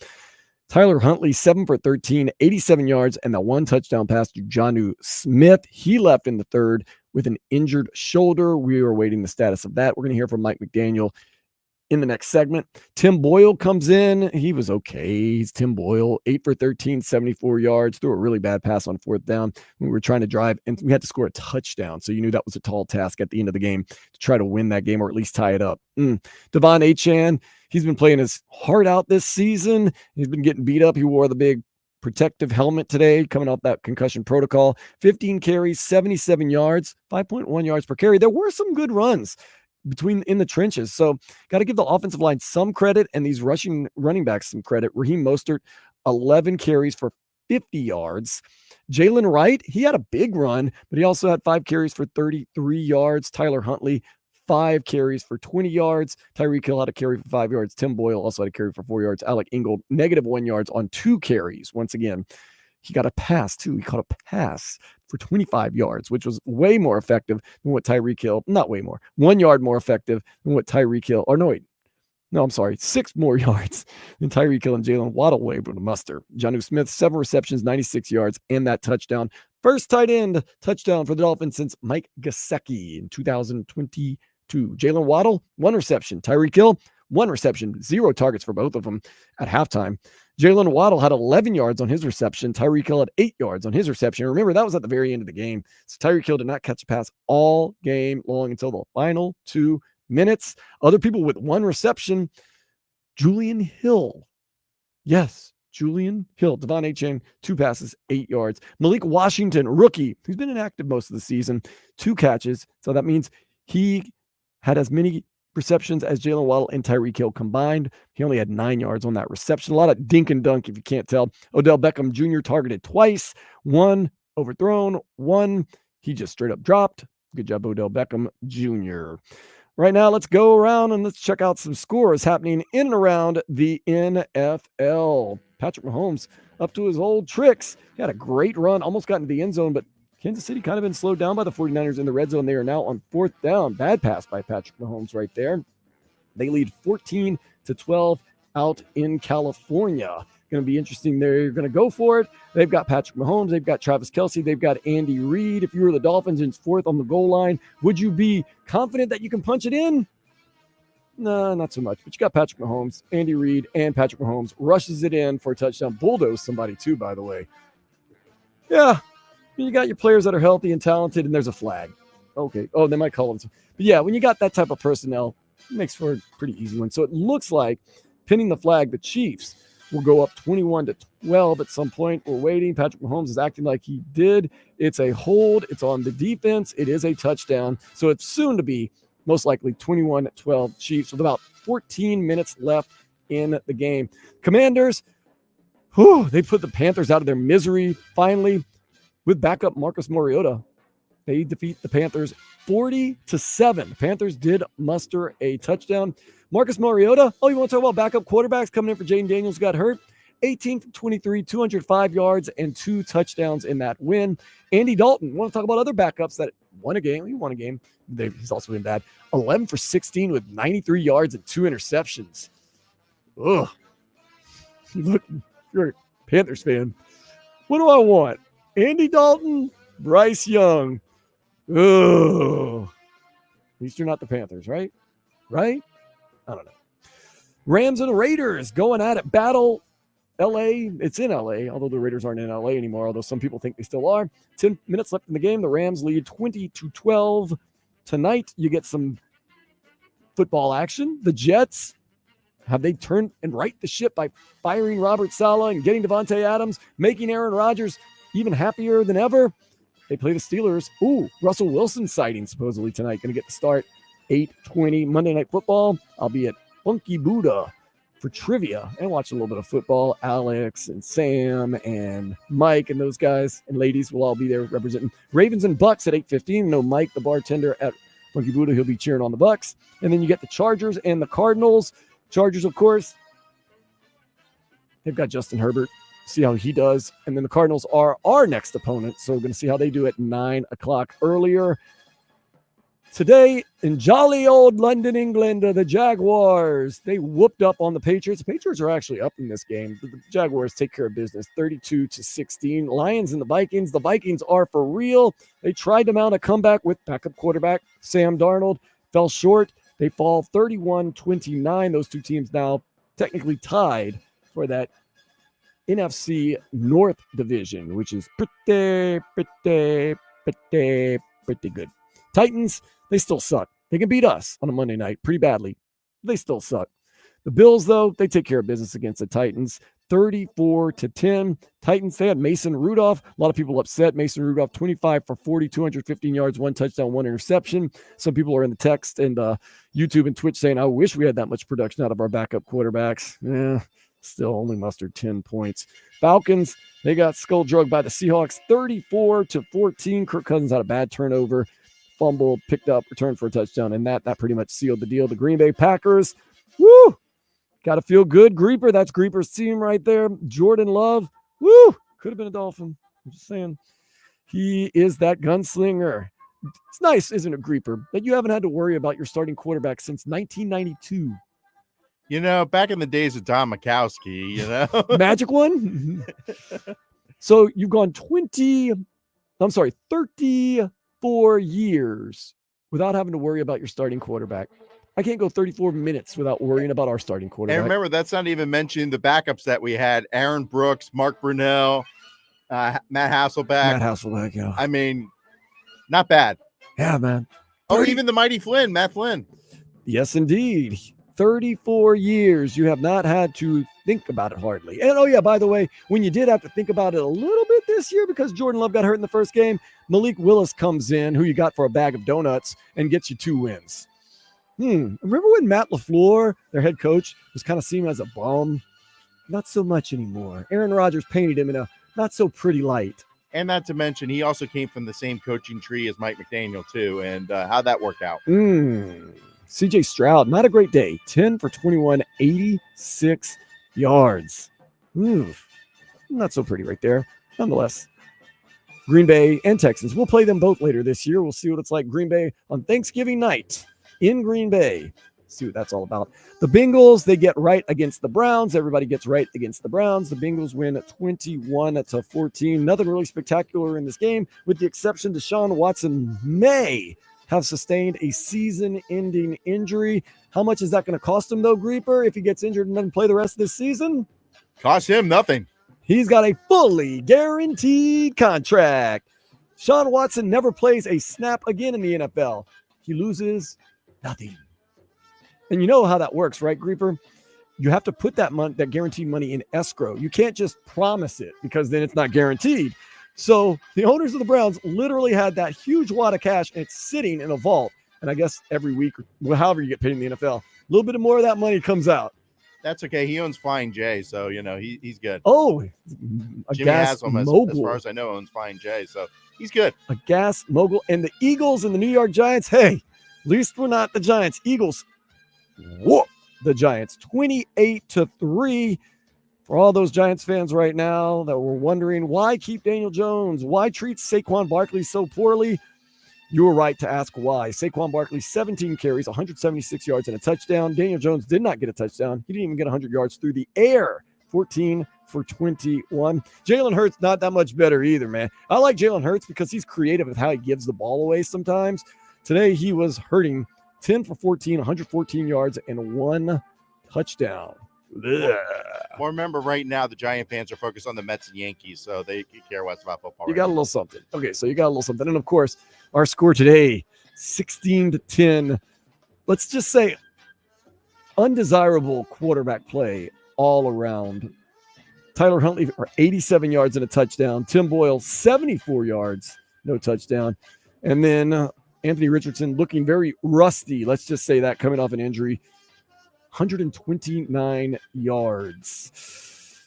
Get him next week. Tua Tagovailoa may be back from concussion protocol and the injured reserve. Maybe not, but most likely he will be back. And you get the Arizona Cardinals coming to town for a 1 o'clock kickoff on Sunday. Up next, going to hear from Mike McDaniel. He will have to attest to what he did and what happened, and maybe not make a lot of sense, but we're going to listen to it, and we're going to go through it with a fine-tooth comb. Next, for 30 more minutes, you've got Game Day Uncensored postgame on 560 WQAM.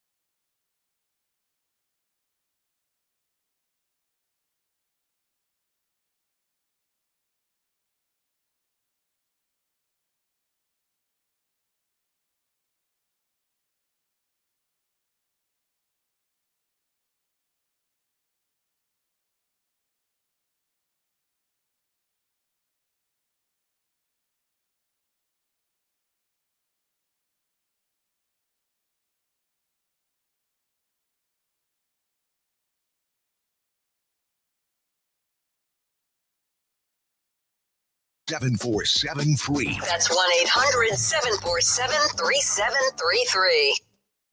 Time for more Game Day Uncensored, post-game edition on AM 560 Sports, WQAM, FM 99.9 HD2, and always live on the free Odyssey app. Sponsored by South Florida Lexus dealers, Tito's Handmade Vodka, Edmore Sawgrass Cadillac, JM Lexus, and Williamson Automotive. The injury bug continues to bite the Miami Dolphins. We know Javon Holland did not go today, although he has been practicing with that soft cast on. He may be going next week. Probably getting to a Tagovailoa back next week.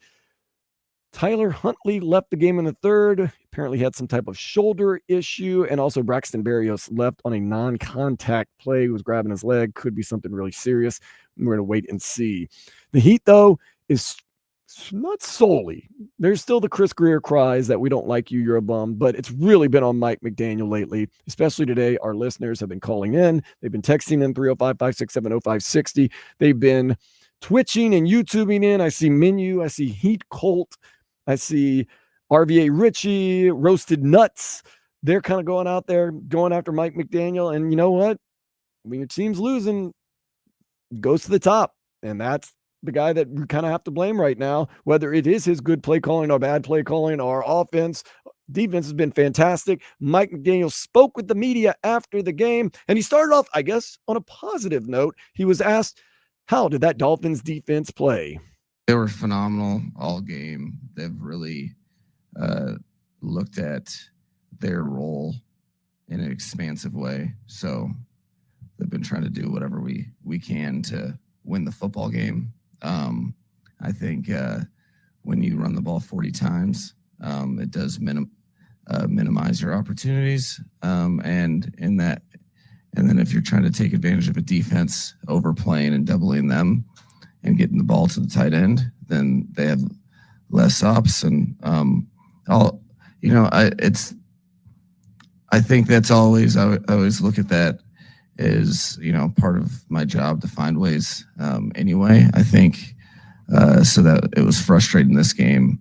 Didn't anticipate, some of the game shaping out that way. I have to find a way, specifically when they are doing their jobs at a high level. I think they were very involved in the run game, in blocking, and they, contrary to popular belief, they do play every play, and they're one of 11 in terms of not just passes. So they're sometimes they're limited to requiring a lot of attention and emphasis from the defense, which gives other guys opportunities, but we have to take advantage of those opportunities, and I need to find ways to get them involved.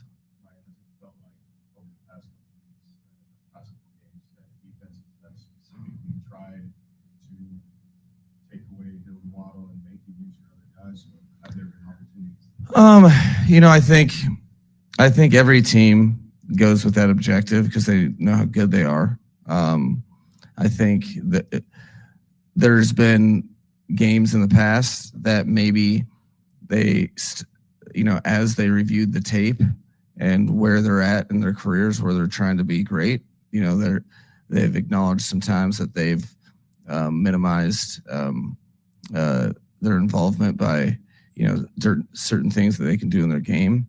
However, this game I didn't see that. There was teams always do, so you have to continue to problem solve.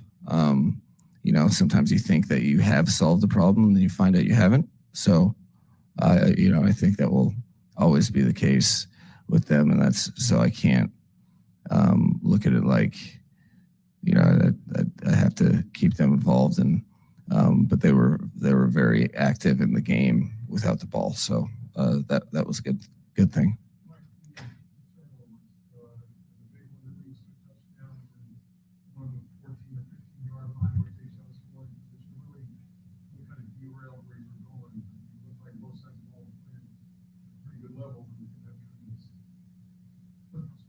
Absolutely. They were tough ones from, what is Raheem had 400 plus carries since he's been here with us, So that's what's tough about it is, he has his fourth fumble out of those 400 touches. The timing of it, that was rough. I know. And then Alec Ingold is a captain because he's one of the best players, people, and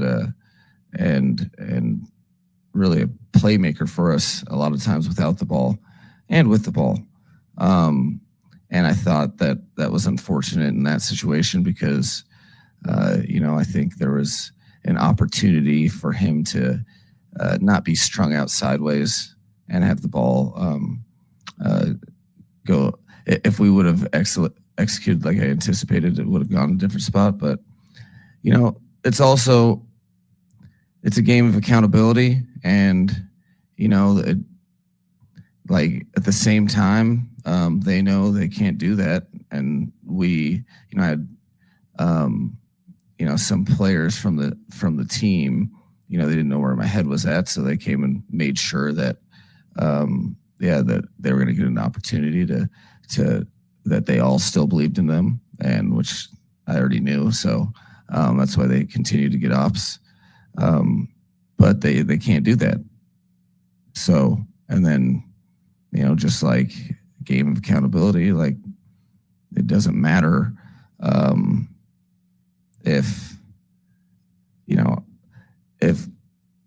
if there's good calls, it doesn't matter. Like collectively as a team, we just have to play smarter football. I mean, it's crazy. So that starts with me. It's always rough for me when guys that are very ball secure do have fumbles. There's, they get paid too, and things happen. But I think the bigger thing is,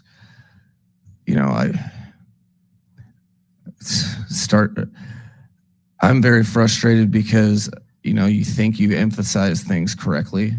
And you think you have certain things fixed, and when they're not, it's not going to be anybody else's fault but me. Like so I was wrong. I was definitely wrong, and you have to approach it that way. And so we have retooled stuff to clean up our game with the penalties and it's still killing us. So, I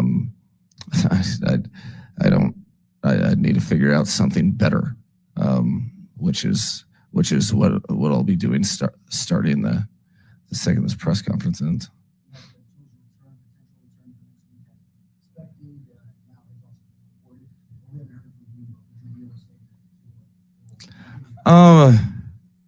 I think tonight when we're talking about a game that people played in, I think it's talking about guys on IR, I don't think is appropriate. Doesn't hit me right. So I'll be more than happy to address that tomorrow. But tonight I'll try to keep it about guys tonight.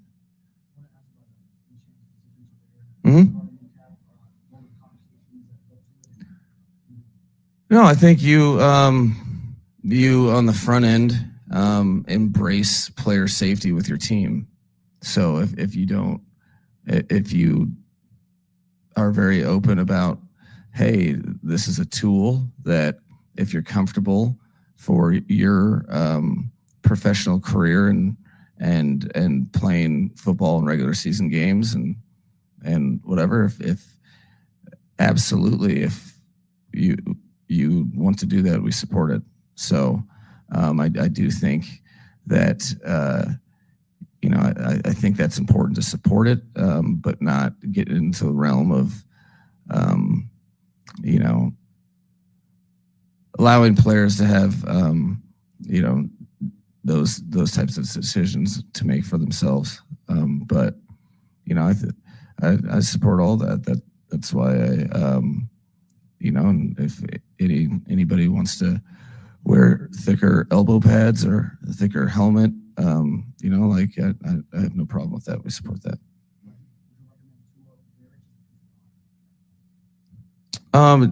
Do the same thing that I do for every player. I think you don't skirt information.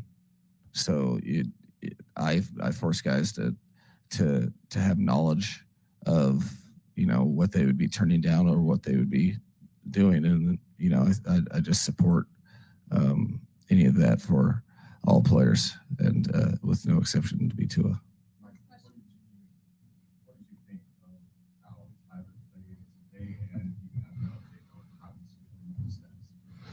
I don't have an update for he's a tough dude, so he coming off the field, he was trying to say he was going to be good, and I think when the paid professionals that are on a medical team talk to him about the things they would have to do and put him through some strength testing and stuff, I think it wasn't. So I don't really know what the extent of it, but I know it was going to take a lot to keep him out. And then the other piece, I thought he did a good job with command. I thought he gave the offense a chance to win. I will have to look at the tape. There's a couple things that I thought were there that maybe we didn't execute, but it's short-sighted to place blame on any one individual. But I think he had us in a position to win. That's all you can ask for. And I thought he made a couple plays that were important, both with his throws and with his feet.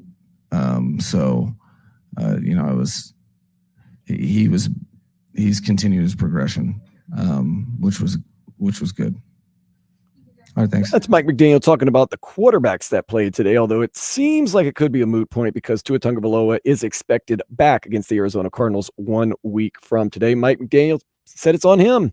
He said, the second this press conference is over, I'm going back to the drawing board. It's my play calling. It's my leadership. It's on me. Also, it didn't help that your captain, Alec Ingold, fumbled the ball in the red zone, and Raheem Mostert, kind of the heart and soul of the offense and one of the heart and souls of this team, also fumbled the ball. Once again, not their fault. They're doing the best they can. Just this team has such a razor-thin margin of error. Any little error, as you see, they can only score 10 points. They don't give up a lot of points, but any little error jeopardizes their chances to win, kind of like last week with the New England Patriots. Inches. The Patriots receiver comes inbounds by another inch or two, and they win the game. So Mike McDaniel taking the blame. I think a lot of people are blaming him right now. I don't think it's so much on the players. I think the personnel is a little odd and weird. I will say this. As the press conference was going on, we have on the Kansas City Chiefs, San Francisco 49ers game. There's 3 minutes left. Kansas City just scored. They're now up 28-12. And of course, don't get me wrong. Andy Reid, one of the greatest of all time. His play calling and his play design is fantastic. You just know when it's third, like even in the Super Bowl, when it's 3rd and 1 or 3rd and 2 or 4th and 1, you know he's got a play here and there. He knows exactly what he wants, exactly where he wants to go, and they know how to execute it. They got the ball. They were on like a 7-minute drive, and I think San Francisco was like, they're just going to run out the clock. So San Francisco basically let them score just so that they could get the ball back because Andy Reid would have kept the ball for the final 9 minutes of the game. So play calling makes a huge difference. This year, I don't know what's going on with the play calling. I'm guessing it's been execution and play calling a little bit because there's no way in the first half you didn't call a play for Tyreek Hill or Jalen Waddle. They had 0 targets at halftime. But it just seems like Andy Reid knows when and where to push buttons and when and where to go and how to send it and where to go. And it's got Patrick Mahomes. I understand that, but I'm looking at the play design and it's like taking candy from a baby. And they're doing it against the San Francisco 49ers in San Francisco Bay. Play calling makes a very, very big difference. Personnel, once again, does also make a big difference. But it seems like, and this is another thing I always said about Mike McDaniel, like you don't have a guaranteed, and he did it against Tennessee. He's done a couple times. You don't have a guaranteed play that you know gets you 3 yards. And it seems like Andy Reid has about 5 of those that he just waits to use when he needs them. Sometimes Mike McDaniel, like it's 4th and 1 and he goes for it and he doesn't get it earlier in the season. It's like, you don't have a guaranteed play you keep in your back pocket that'll get you 2 or 3 yards. No. And like I said, I think now it's more about the execution than the play calling, although I don't think the play calling has been absolutely wonderful. But I think some of the execution is an issue. Some of it's you got a bobo on some of your players. But for the most part, though, it's just been a combination of just a lot of bad things. And it's going to be, once again, very interesting to see Tua Tagovailoa most likely get back in this lineup next week and to see if this offense starts clicking on some cylinders, because right now it's ugly and it's not clicking on anything. Early in the game, you get the pass to Jonnu Smith, touchdown. You say, okay. You muster 3 points from there. And then, of course, you have the doing 54-yard field goal. Jason Sanders with about 5:14 left. I thought you were in a lot of trouble at that point because it was 13-10. You figured you could tie the game. Neither of these teams can really score. I didn't think the Colts would score again. I didn't think the Dolphins would score again. I thought we were going to be covering overtime. Might even end in a tie game because neither team really knew how to score. But no, you doink that one. They come down. They get a field goal. They make it 16-10. At that point, you have Tim Boyle, your third or fourth string quarterback, depending on how you want to look at it, running an offense that has been very inefficient all day and having to score a touchdown to tie it, much less win it.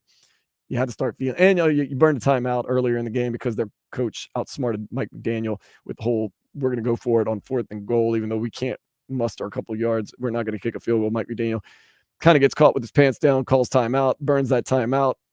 Could have used it. Nonetheless, moot point. We lose by 6, 16-10. It's not pretty, man. 10 points is not pretty, especially when you're up 10-3 at halftime and you've got Anthony Richardson as your quarterback, who is extremely rusty, I thought, today.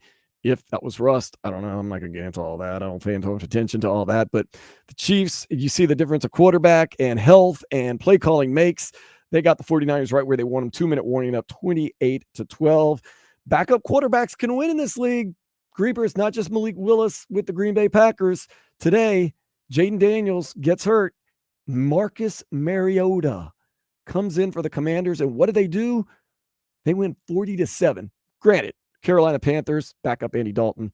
But it's not impossible for a backup to come in and win. Rams and Raiders just went final. The Rams pick up their second win of the year, 20-15 over the Raiders. Both of those teams will be playing our Miami Dolphins at some point this season. So most of the games are pretty much final, except for this San Francisco-Kansas City game, although that's about to be final. Like I said, 2-minute warning. Tonight, you get the Jets and the Steelers at 8:20. Then tomorrow, Ravens and Buccaneers.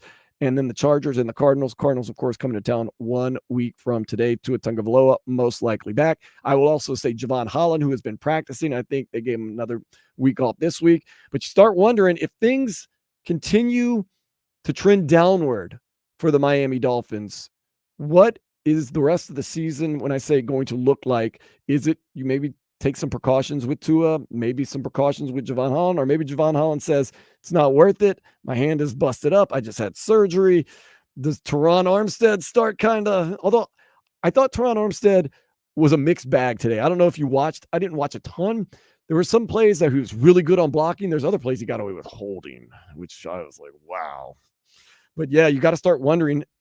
It's not over yet. And I know a lot of people want to punt on the season. I don't want to punt on the season. But if things start going bad, let's say Tua comes back next week and you only muster 14 points, and now you're 2-5, and you got a pretty tough schedule ahead of you for the most part. Although the schedule at first that looked very daunting, not as daunting. Of course, the Bills, you go play them on November the 3rd. The Rams, like I said, they just won their second game of the year. They beat the Raiders, who only have 2 wins on the year. The Patriots. So that's 3 games in a row. Monday night against the Rams, the next week against the Raiders, next week against the Patriots. Once again, we're going to play this one. Winnable games. You get Tua back. You beat the Cardinals next week. Puts you at 3-4. You get the Bills. 3-5. I'm not even going to play with you, Grieper, and tell you that we find a way to win against the Bills. But then you get the Rams, the Raiders, and the Patriots. Winnable games. Tua's back. 6-5. Then you get the Packers on Thanksgiving night. You never know what you're going to get with the Jets after that. Texans are pretty good. 49ers by December 22nd probably have figured things out. The Browns, not as daunting as we thought at the beginning of the season. Deshaun Watson probably done. And then you get the Jets at the end of the season. Best case scenario, you go into that final game against the Jets with a chance to make the playoffs. And like I just painted you the picture on how that can happen. Beat the Cardinals, lose to the Bills. beat the Rams, beat the Raiders, beat the Patriots, lose to Green Bay, beat the Jets, lose to the Texans, whatever against the 49ers, beat the Browns, beat the Jets. You're right there. And you got Tua coming back and maybe people getting healthy. Now you can get into a bad case scenario, which would be Tua comes back next week and you lose to the Cardinals, you lose to the Bills. Tua gets hurt on Monday night because he has a propensity of getting hurt when the lights are on. And then your season is in a lot of trouble. And where do we go from here? Once again, I don't want to do doomsday scenario, but you have to look at this. We talked about this. We got some guys that got some big, long contracts and some extensions. What if the season goes totally south? Tua's still on the hook with the extension. Tyreek, extended. Jalen Waddle, extended. Jalen Ramsey, extended. Mike McDaniel, extended. Are we getting a return on our investment? If things go south once again. I don't know about the return on that investment. We'll have to wait and see. But once again, we're going to stay positive. Beat the Cardinals next week. Offense starts rolling. Tua is back. Lose to the Bills. Hey, it is what it is. Get the Rams, get the Raiders, get the Patriots. Boom. Green Bay. Maybe a Thanksgiving Day, when I say miracle, maybe you're rolling at that point. You never know. Jordan Love, he'll, like I said, he'll make a boneheaded play that looks like he's never played football in his life. And then he'll put together 3 drives for touchdowns. And all the drives are like 2 plays. And he's unbelievable. So the Jets, I have a feeling this Jets team, there is no saving them. We kind of looked at the beginning of the season saying the Jets will jet. They're going to jet. And so far they're jetting. I know they got Devontae Adams. We'll see. Texans, I am now ready to say I do think the Texans are for real. I said I'm going to reserve the right, because last year they're kind of an aberration. Nobody really paid attention to them. They won that playoff game. CJ Stroud, it's his second year, maybe a sophomore slump. They seem to be pretty real. San Francisco, I do expect them by December 22nd to be more healthy and get it together. They're about to also score a touchdown and make this game interesting with about 1:28 left. The Browns, I'm ready to say this one, Grieper. They're pretty done. Do you see any path outside of trading for Joe Flacco that the Browns have a chance to make a miraculous run at the end of the season? To be honest, number one, they did get Chubb back today, which helps out. That does. Number one. Number two is they were playing horrifically under Deshaun Watson. So maybe anything's an improvement. So I'm wondering if the backup quarterback comes and saves him, kind of like, as you saw earlier in the season with Joe Flacco going in last year with the Browns, this year with the Colts, winning games. So maybe it's possible that a new quarterback does change things up for the Browns, along with Chubb coming in there. Plus, we all know Myles Garrett is a beast. Oh, yeah. Defense. He is tough, man. He is one tough hombre right there. They had a close one with the Bengals today, 21-14, but Chubb went in there and scored. So, So maybe there is an upside. Joe Flacco, I was hoping at some point we'd run Anthony Richardson out of the game. The defense was fine today. It gave up 16 points. And like I said, one was off the turnover from Mostert, a couple of field goals here and there. Still just not enough. I thought maybe we'd run Anthony Richardson out of the game, and then we could see with Joe Flacco, roll the dice with Joe Flacco. But no, lo and behold, Anthony Richardson, very rusty, still did enough to get his team to a win. Now we're just going to have to wait and see what happens with Tyler Huntley. Tim Boyle seems to be healthy, I guess. It doesn't matter. Tua Tagovailoa could be returning. Now you could say, oh, what does it matter that Tyler Huntley is hurt? Tua's going to be back next week. Well, we don't know what's going to happen with Tua, whether he's coming back or not, and how effective he is and how healthy he will stay. It's all to be determined. So you can look down this road we call the NFL season and say, hey, we're going to be okay. You look down and say, ugh. Either way, we're going to be with you every single step of the way. For Robert Grieper, I am Dan Day. Thank you so much for spending time with us tonight. We'll be up on the YouTube Twitch page. If you missed anything, you can go check it out.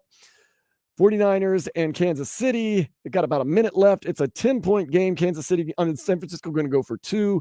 We'll see what happens there. I trust Andy Reid and Patrick Mahomes. I did not trust Tim Boyle, but nonetheless, the Dolphins do fall today. 16-10 to the Indianapolis Colts, who are now 4-3. Miami Dolphins next week. Arizona Cardinals, 1:00 kickoff. We'll be back for Game Day Uncensored. Later, Slug. Well, folks, the Week 7 edition of Game Day Uncensored is in the books.